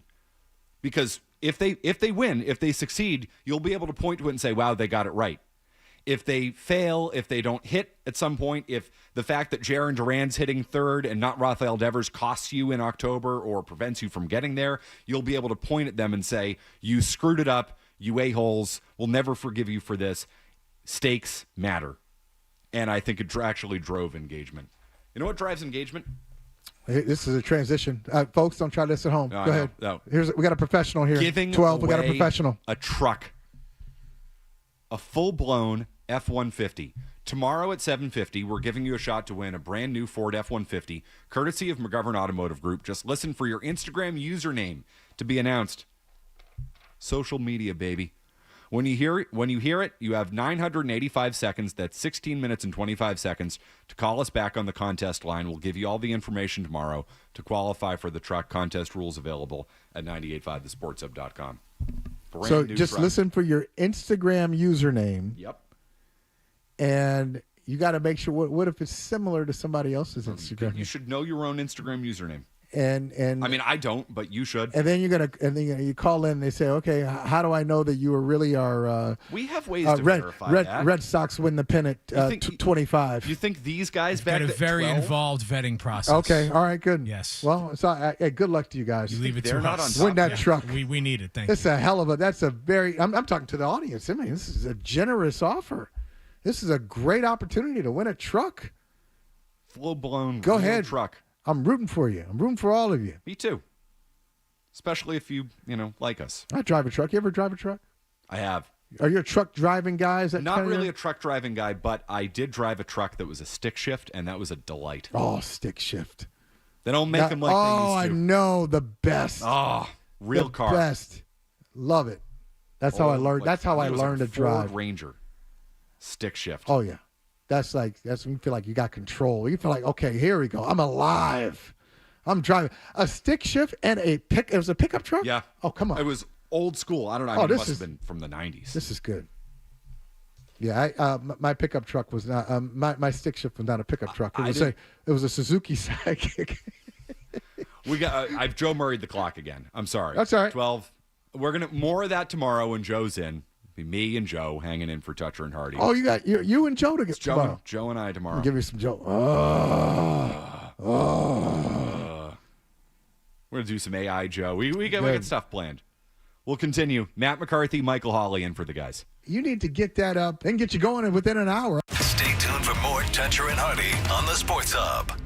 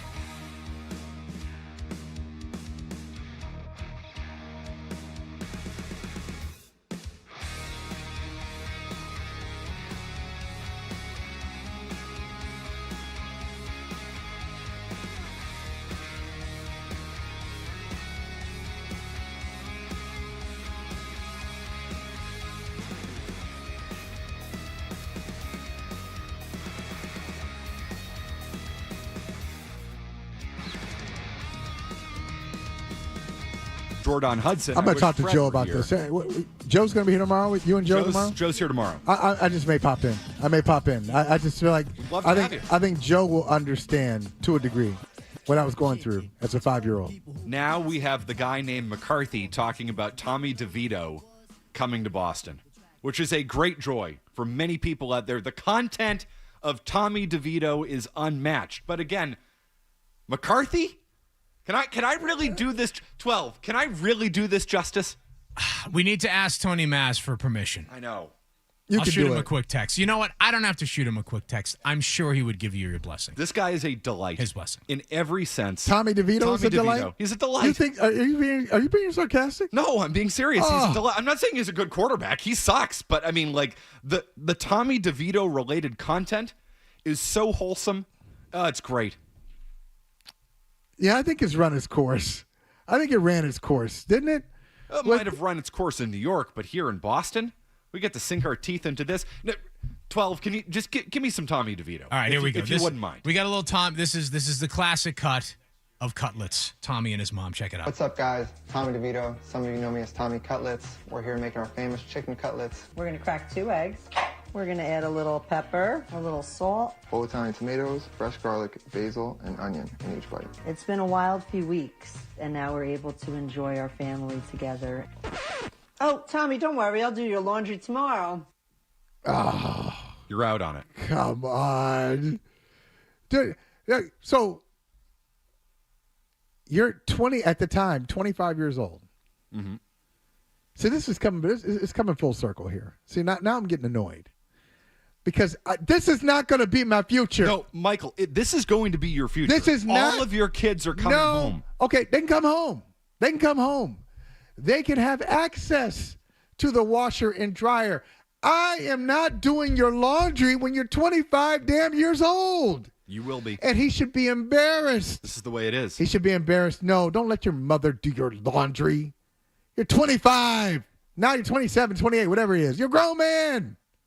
That mother, but that parental instinct is going to kick. Here's the thing. They're going to go away for a while. They're going to go away to college. Yeah. And then they're all going to come back, and that parental instinct, which will lie dormant for a few years while you're dormant now. While you're an empty nester. I'm not an empty nester. It's you're dormant preparing for now. it. You're preparing for it to be dormant. Okay. You want it to be dormant. It will be dormant for a short time, and then they're all going to come back. They're going to descend on you. You're going to be happy to have them back, and that parental thing is going to kick in, and you're going to be doing their laundry when they're 25 years old and living at your house, because that's the way it works in this day and age. It's a nice little storyline. It was a nice storyline for Tommy DeVito. There's no way this is happening now. So you want to be known for your Tommy Cutlets. That's your thing? That's your bag now? We all need that thing. You've been trying to find my thing all morning. You've been trying to find my trademark. Has he trademarked that? He probably should. He should make his money. It's actually pretty good. But he's Tommy Cutlets, lives at home, can't live at home anymore because it's a little too far to commute between New Jersey and Foxborough. But he's close, still in the Northeast corridor, and he's the third quarterback. Or maybe the backup, but probably the third quarterback in the Patriots. So you like that story? You think he's got some juice as the number 3 quarterback here? I think he's the number 2 quarterback. I think he should be the number 2 quarterback. Josh Dobbs, I'll tell you Mr. this. Hospital Ball himself. Well, I'll tell you this, Matt McCarthy. He's out there to kill and maim rookie wide receivers. We can't be having that. And he also has a great nickname that he should trademark, the Pastronaut. That's great, Pastronaut. But don't take it literally. Don't put the balls away up there. Speaking of trademarks, Ryan Beaton just informed me that yes, Tommy Cutlets back in 2023, the trademark was applied for. So smart. Jordan must have been his representative. Yeah, there you go. Exactly. Matt McCarthy, I will tell you this: if you and the people are excited about Tommy Cutlets in October or November, that means this thing went left. This thing went off the rails. You stay in the hunt, people. Mike Vrabel's going to turn it around, people. They're going to make the playoffs. They can challenge the Buffalo Bills, people. This thing went left. If we're talking about Tommy DeVito in October. Oh, we better not be. No, that means means they won one of their first 5 or 6 games. It's August. Tommy DeVito is a good August topic. October topic? No. No. Go away. Bad Kind news. of good. He's a kind of good late August topic. Kind of. Next week, he's not a good topic. I don't ever want to think about him. Next week, he's not. You're getting ready. You're getting ready for that first game against Pete Carroll and the Las Vegas Raiders. If we're talking about him in a month, oh boy. Okay, so in all seriousness, it's a disaster. Do they have a backup quarterback problem? No. Not really. I think both between one of those guys. I mean, you flip a coin. You might be a Pasternak guy and Joshua Dobbs, who has won a game or two or three in the league, and you may be a Tommy DeVito guy. But both of those guys can get you through a game. Now, McCarthy, if they are facing 10 games with a backup quarterback, they got a problem. But if you just need, hey, this guy's got a little something with his pinky. It's going to be out a couple of weeks. You should be fine. I'm not convinced. With either one of these guys. No, I don't think Josh Dobbs could win you a game at this point in the NFL. Sure he can. I don't think he's can. done it. He's done it in the past, based on what I've seen from him this summer. But I not, don't think he can. But do not it even not even that distant past. And we've seen it before. I mean, you want to go old school here. Matt Castle, when he took over for Brady for the entire season, he had a brutal preseason. So bad, could not throw the ball. It was like throwing the ball at people's ankles, missing receivers by 5 and 6 yards. He was awful. And then he came in and gave them an 11-win season. So I'm not going to base it off of what I've seen in the games. I know he's a decent option as a backup quarterback, but not somebody you want long-term. Neither one of these guys. No, and listen, if DeVito is playing, and we go back to the game we saw, I mean, the Mac Jones / Bailey Zappi versus Tommy DeVito game in the Meadowlands, which, as Chris Mason astutely pointed out this morning, is one of the worst football games any of us have ever had the unfortunate, have any of us have ever unfortunately watched. Well, I mean, that was as bad as it gets. If Tommy DeVito is playing a single snap for you this year, you're screwed. You're in trouble. No, that's not fair. Oh, I mean, he's not good. He's not good. And Josh Dobbs is not good. But a guy goes out in a game. You take a hit in the second quarter, and you need your backup quarterback to get you through a game. Both of them are fine. Get you through a game, guys, and maybe even get you through 2 weeks.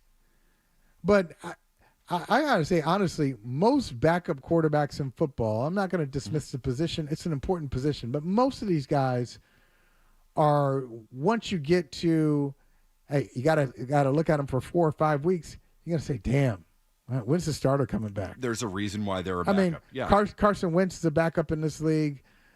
Kenny Pickett is a backup in this league, for Vegas. Look at some of these guys. Cleveland's got 2 rookies, Dylan Gabriel and Shedeur Sanders. So you look at a lot of teams. Buffalo has Mitch Trubisky. Mm-hmm. You're not happy. Like, have I said a name yet? Then you're like, okay. No, but I like that guy. But I would say this: I'm not a Mitch Trubisky fan. I don't think he's good. There's a reason why he's a backup. I would feel better about Mitch Trubisky coming into a game, closing out a game, playing 1 or 2 weeks if Drake May gets a concussion, whatever that thing is. I feel better about that than I do about Josh Dobbs, than I do about Tommy DeVito. There's a reason the Patriots went out and claimed Tommy DeVito. It's not because they're enamored by the Tommy Cutlets thing. It's because they think they might have a problem with Josh Dobbs. If Dobbs had a better summer, they're probably not claiming DeVito. So if Dobbs plays well and you look at DeVito and you don't take him, you don't want to keep 3 quarterbacks. I think both things can be true. Dobbs definitely struggled in the preseason, and I wonder from their perspective if he struggled in camp. So if we look at the joint practices of the games, I wonder what do they look at and see just on a day-to-day basis. Were they unhappy with that? But beyond that, the roster is so challenged in so many areas where you can hold 3 quarterbacks because you don't really have any players in any position where you say, oh, we got a surplus here. So maybe outside of running back. So if you want to keep three quarterbacks, if you want to keep 8 receivers, If you want to keep an extra offensive lineman or an extra corner, yeah, go ahead and do it. This is the time in your building process where you don't have a lot of quality. And so where a good team wouldn't keep 3 quarterbacks, a team like the Patriots might. 12. Can you give me more Tommy DeVito? Because I don't think Holly has come around to the idea that this man is enjoyable and he's a delight. I will give you one more short clip. Like Frank Sinatra said, the best is yet to come. Oh, Jack. Oh, go away. That's actually his agent, but you get the point. Go away. I actually agree with that. You know why? Because Adam 12, we're going to hear more of Adam 12 in the next 40 minutes of this program. Because what? Sorry. No, I think that's a good thing. Because I am a very important person with You important gotta things be kidding me. to do. You got to be kidding me. I need to leave. No, legitimately, I need to leave. Dude. I have a thing I need to do. I need to go do it. Dude, I'm done. Show's done for me. No, show's over. I'm old school baseball. This is no 5 1/3. You've done your job. Hey, we go complete games here. I wish that were the case, but I'm an important person with wow. important places to be. Oh, I won't forget this. Okay. I know you won't. I won't forget this. You should hold this against me. I will. I'm holding it against myself. I'm holding it against you right now. But I need to do what I need to do. But okay. Money talks, Michael. Okay. Money All talks. All right. Now, that's all you had to say. Are we on the same page now on that's that? all you had to say. Okay, Money good. talks. I understand. I also can be bought. So, yeah, I get it. I can be bought for the lowest of prices. So Michael Hawley and Adam 12 are going to take you home. They're going to wrap up the rest of the show. What I'm really doing is I'm actually just protesting the email segment. You know what? And I have nothing against the email segment, Nicholas. It's that I've been here. This is now year 13 at 98.5 The Sports Hub. 13 years? Have I been given an at 98.5 The Sports Hub email address? The answer is no. Still a resounding no. I need an at 90. Just Matt at 98.5 The Sports Hub. McCarthy at 98.5 The Sports Hub. McTakey at 98.5 The Sports Hub. Trademarked. None of them. I've been provided none, Holly. So I can't do the email segment. You and 12 are going to do the email segment. I respect the hustle.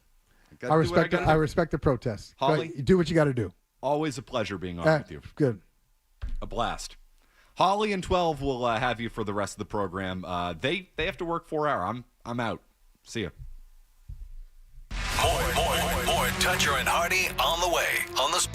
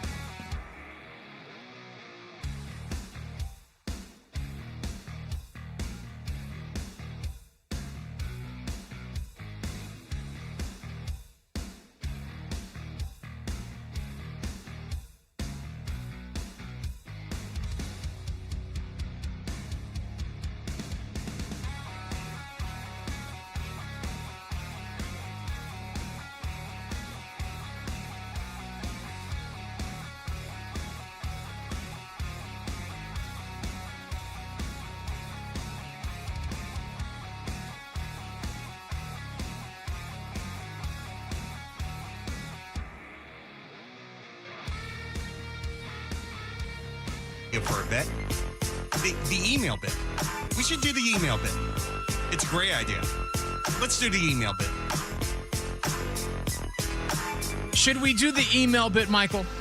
You know this is my jam, right? Absolutely. This is one of my. I'll be at home 12. I'll be at home and I'll just start thinking of this. I got an idea for a bit. The email bit. The email bit. Let's do the email bit. We love when Nicholas provides us with love it with production on Toucher and Hardy here on the Sports Hub. Yes, you're hearing me, Adam 12, and Michael Hawley. You'll be hearing the rest of the gang back. Everybody will be back after the holiday weekend. Everybody's out this week, which is it's fortuitous that this email from Larry came in and that I was CC'd on it. I don't get a lot of email. Oh, I'm glad you got this one though. But I got this one, and Larry wrote. He said, "Too bad you won't be on the air. Can we get Wallach there live to take in the festivities?" And then I see this link, and I'm like, okay, what's this going to be? Is it going to be some like big butt fiesta situation that's happening? Because we know that John Wallach likes big asses. But no, I click on the link, Michael, and it is an article from the Boston Globe, and it's informing me that this Sunday, Boston is going to honor Ricky Bell, Michael Bivens, Bobby Brown, Ronnie DeVoe, and Johnny Gill. Ralph Tresvant is Mayor Wu has declared New Edition Day on this Saturday. Oh, so that's what it's going to be all about. This is great. And you think about New Edition. Like, so I grew up in Ohio, 12. Yes. And this group really spoke to me. So did they make so when they because they were everything in Boston, and I know they were national act, but you're a kid and you're an Akron and they're popping off in Boston, and they were everything. It's making it to you. They were everything to me and my friends, because we could see ourselves in this group. They were this is my age group right here. These are guys who are my peers, and they're singing songs, and they're singing them. They're using the vocabulary that we use. They're talking about girls and crushes and all this stuff. As a matter of fact, back in the days when you could call a radio station and request a song, I had a crush, one of my first crushes, in 6th grade.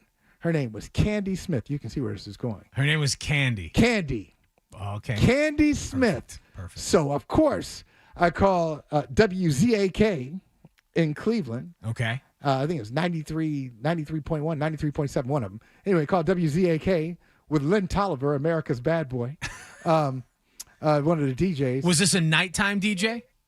No, he was a drive time. Okay, okay. So drive time DJ. Okay, gotcha. Hey, could you put on Candy Girl, New Edition, dedicated to my girl, Candy Smith? Yeah, they were that kind of group. Mr. Telephone Man. Now, did he play the song? He played it. Yeah, that's fantastic. He played it, and this is real old school. Sorry. This must be foreign to somebody who's like, what? You had to do this? So you got a boom box. You got a cassette tape. Yes, absolutely. You push play. You push record. And you record yourself on the radio, or you record a song that you want to hear on the radio. So I recorded it just in case Candy Smith wasn't listening to my dedication. And did you end up having to play it for Candy Smith, or was she listening? Oh, bro. The WZAK. Bro. Oh, yeah, she heard it. Everybody was listening. She heard it. That's what you did. You listened to the radio. I was in pursuit for like a couple of years, and then it just kind of broke down. Oh, okay. Then high school. Then high school happened. That's a whole different. It's a whole different. Then high school situation. happened, and a guy with a superior afro to mine. Okay. Just like you just got her attention. And so you had the afro back before the dreadlocks. I had a sorry afro though. My brother had a great one. I had like a lopsided afro. It just wouldn't stay round. Couldn't keep it together. And she found a kid in Akron who had the right kind of fro and right kind of look. So I was done. I want to bring it back because I love that you made the reference to put the cassette in the boom box, because that's what you did back in the day. Like, you had the radio on, you put the blank cassette in the second deck that you could record onto, right? Not the first deck. There's no recording option on the first deck. Yep. It's the second deck of the boom box, and you keep that cassette there. I still have in a bin in my basement somewhere, and I keep meaning to bring it up and show it to my kids. I got old cassette tapes that have songs that I recorded off the radio. Because what I would do back when I was probably like 6th grade, right? Like middle school, right? So we had like Kiss 108 and WAAF were like right next to each other on the dial. Like that was it. And I would just go back and forth between those two stations. So I have mixtapes that have like Biz Markie, Just a Friend, and then like Solo Ozzy back to back because I'm going from like the top 40 station to like, the metal station. And then 12, they used to get creative because I don't know why they would do this to us kids. We're just trying to get our music, right? This is before the days of you could afford or you were allowed to go to Tower Records or any other record store in your town. They would do these things where you'd be recording and all of a sudden, especially on hip hop shows, and special mix. They throw the drop over it. Yep. DJ 1 2, here it is. And like, wait a minute, right in the middle of the song. Yep. I'm supposed to keep playing this. I'm going to hear your voice. No, now it's ruined. Now you got that over there. But New Edition, did you know at the time? Because, I mean, you can never guess. Nobody used the term viral or staying power back then.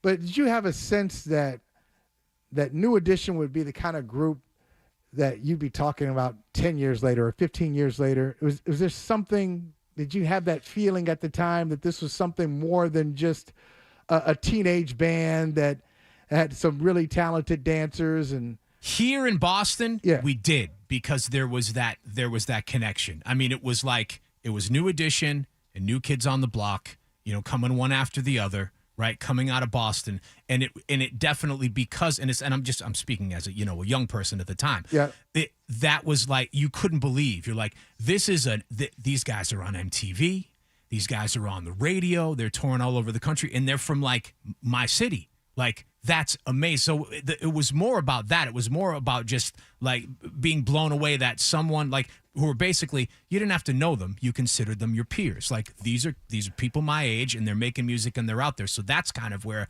the connection came from, at least for me and my contemporaries, if you will. Locally. There was no doubt. This was a band that you watched grow up, and you watched when you witnessed the changes. I mean, like, legitimately, this was no auto-tune. They had the voices that they had on Candy Girl. Yep. Those were their voice. Those were preteen or early teenage voices. And as they put out their second and third albums, you could see them grow. You could hear them grow. And I think in retrospect, one of the best things to happen to them. And I wasn't excited about it at the time, but one of the best things to happen for Bobby, for the group and for Bobby Brown to leave the group. Yes. Go off on his own, had a great solo career. And for Johnny Gill to come in, and you want to talk about a different voice and a different vibe.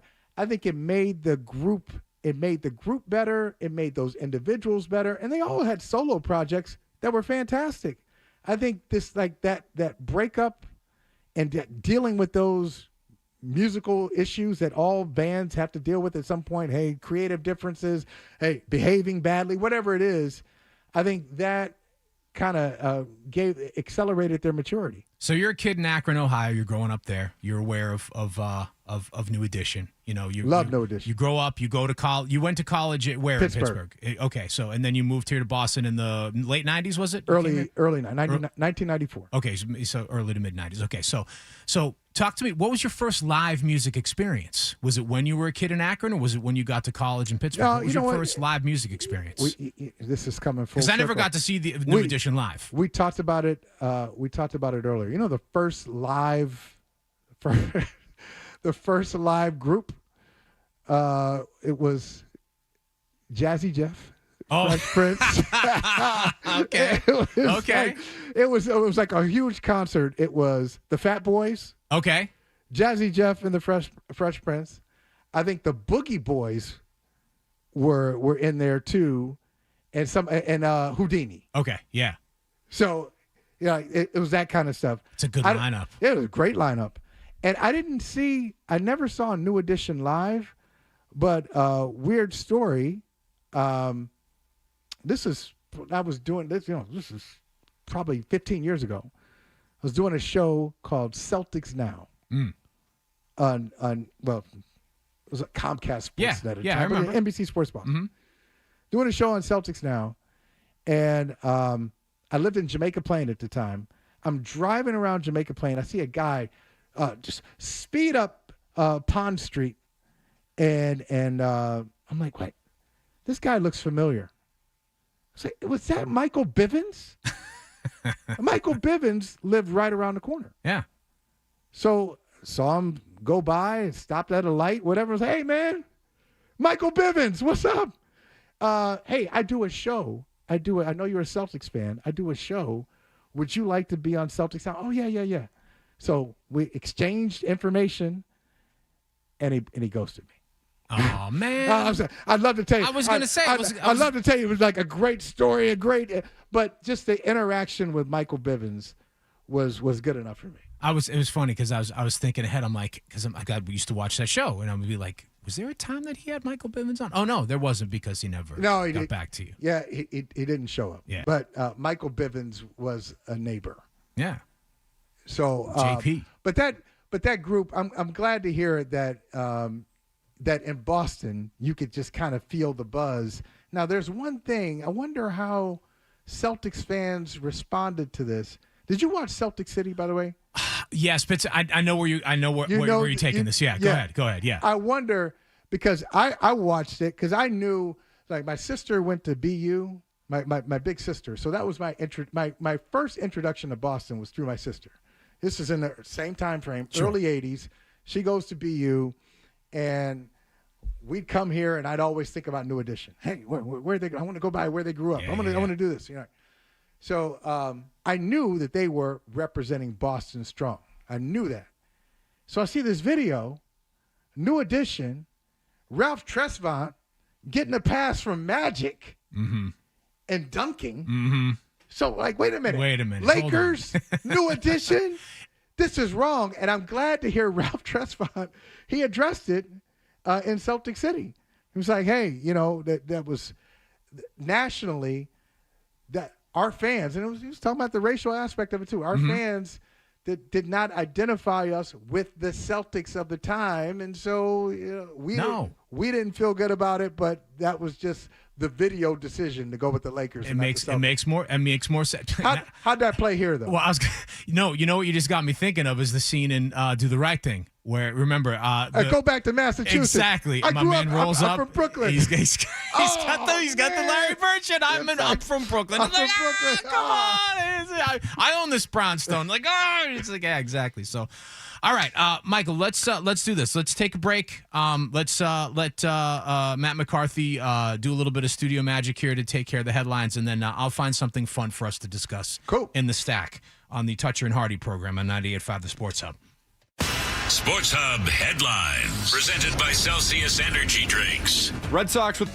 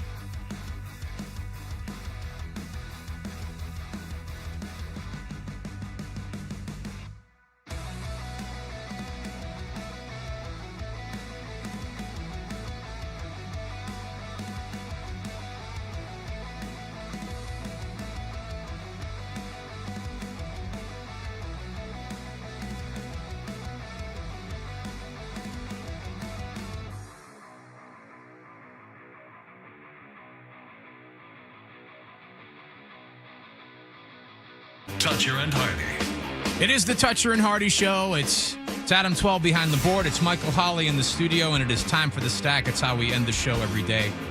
As Fred likes to say from time to the stack. Right?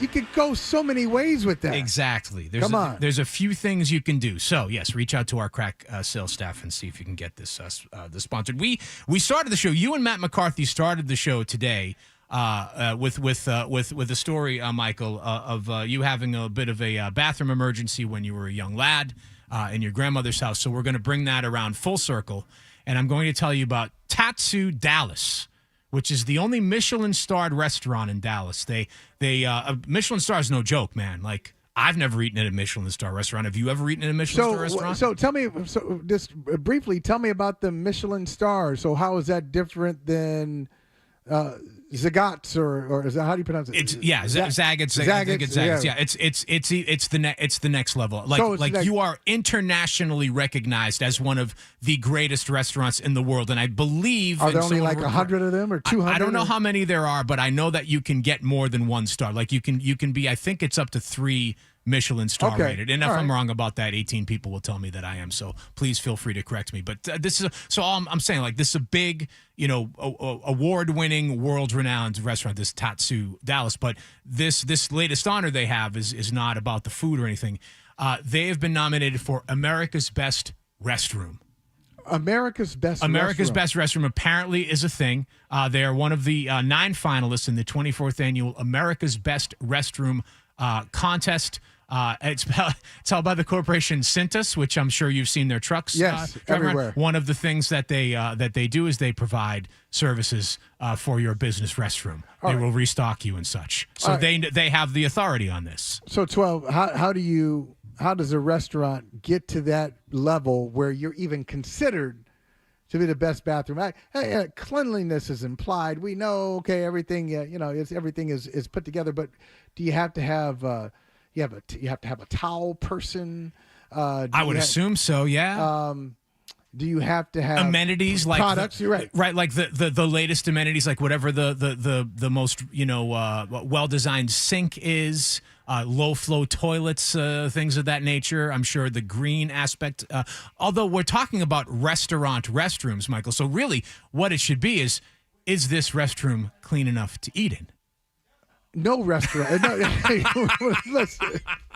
Wasn't that the saying back in the day? This floor is clean enough to eat off of. Yeah, and is the restroom so nice that you don't have to have the sign, the little sign in there, employees must wash their hands before returning to work. Because, of course you will. Yeah. Like, you don't want to be reminded. No.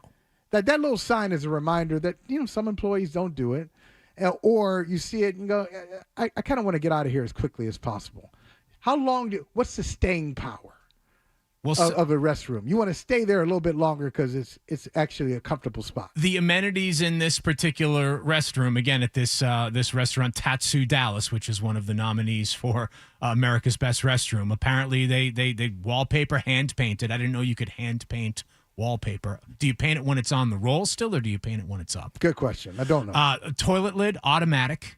Okay, so you don't have to worry about touching the toilet lid, because I know that's a problem for some people, a little germophobic. They don't want to touch toilet lid. Understandable. Toilet seat is heated, so to your point of wanting to stick around for a little while. And the whole room gets a fresh cleaning after every use.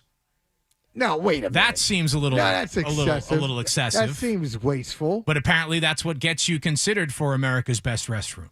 So this is a Michelin-starred restaurant. Michelin-starred restaurant in Dallas, yes. And maybe it's Michelin-starred. Maybe it's not the food at all. Maybe it's the bathroom put it over the edge. Here's what I'm saying is you can appreciate this. And if anyone listening that does any sort of deliveries, I've talked to mail carriers over the years, like mail carriers that don't drive, like they're city mail carriers. You're basically walking a beat. You're delivering your mail by foot.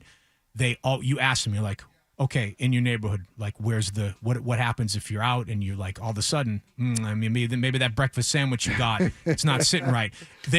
Those mail carriers, they will give you a list. Oh, this place, and this place, those are my go-to bathrooms in case of emergency. See, isn't that like one of those, isn't that one of the nice, isn't that like Americana? That's one of those Americana things where you're you're walking the beat, and you got the uniform on. Yeah. People, they usually invite you in. Hey, we respect it. Sure. If you're a police officer, you go into a shop. Hey, you know what? Hey, you don't have to wait in line. Yeah, come on, we got you. Come on up here. Yeah. Your money's no good here. Right. We'll take care of you. That's a nice little piece of America. That stuff still happen? I hope it does. I guess it does. But the point I'm trying to make is if I'm anywhere near, I'm keeping a note of this, not to make a reservation. I'm saying if I need a bathroom in a pinch, I know if I go to Tattoo Dallas or whatever it is here, if they'll let me walk through the door in my weird socks and hiking sneakers and cool T-shirts. That's the restroom I'm going to be using in case of emergency, not the one at the gas station. I'm going over to the Michelin-starred restaurant. You know what, 12, now what you made me do here is now you made me think of Michelin-starred restaurants here. Sure. So I got to find, do we have any? I'm sure we do. Okay. So I got to find some Michelin-starred restaurants in Massachusetts. I'm not even going to say Boston or Greater Boston. I will, the entire Commonwealth. If you are a Michelin-starred restaurant, and I know, and this is perfect.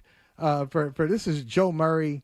This is Joe Murray's lane right here. We could probably do a whole show on restaurants in Massachusetts, Michelin-starred restaurants. So according to this, we'll do a little road tour. The guide is coming. So this is an announcement as of just a few months ago. The Michelin Guide debuting this year in Boston and Philadelphia, which leads me to believe that they are in the process now of rating Massachusetts restaurants for Michelin stars for the Michelin Guide, which again is similar to Zaggett's, but I guess it's like a little. And I know you guys have done this last time. Well, one of the last times Joe Murray was here, you guys went down and you had a little review. Yes, we sent Joe down to the cafe here in the building, which I haven't been to. I've never been to the cafe, but I know he is willing to try out different places and see what they're about. We'll have a road trip, a fill-ins road trip. I think you Toucher and Hardy fill-ins road trip, and I think you just gave me an idea for a segment for tomorrow's show because you're leaving us now. Yes, I am. And Joe Murray is coming. It's been interesting this week where it's almost been like a tag team match, right? Like one guy comes in, stays for a couple of days, then tags the next guy, and he stays for a couple of days. I want to do a show with Joe one day. I would love that. I think the two of you Joe together. Murray. I want to do it.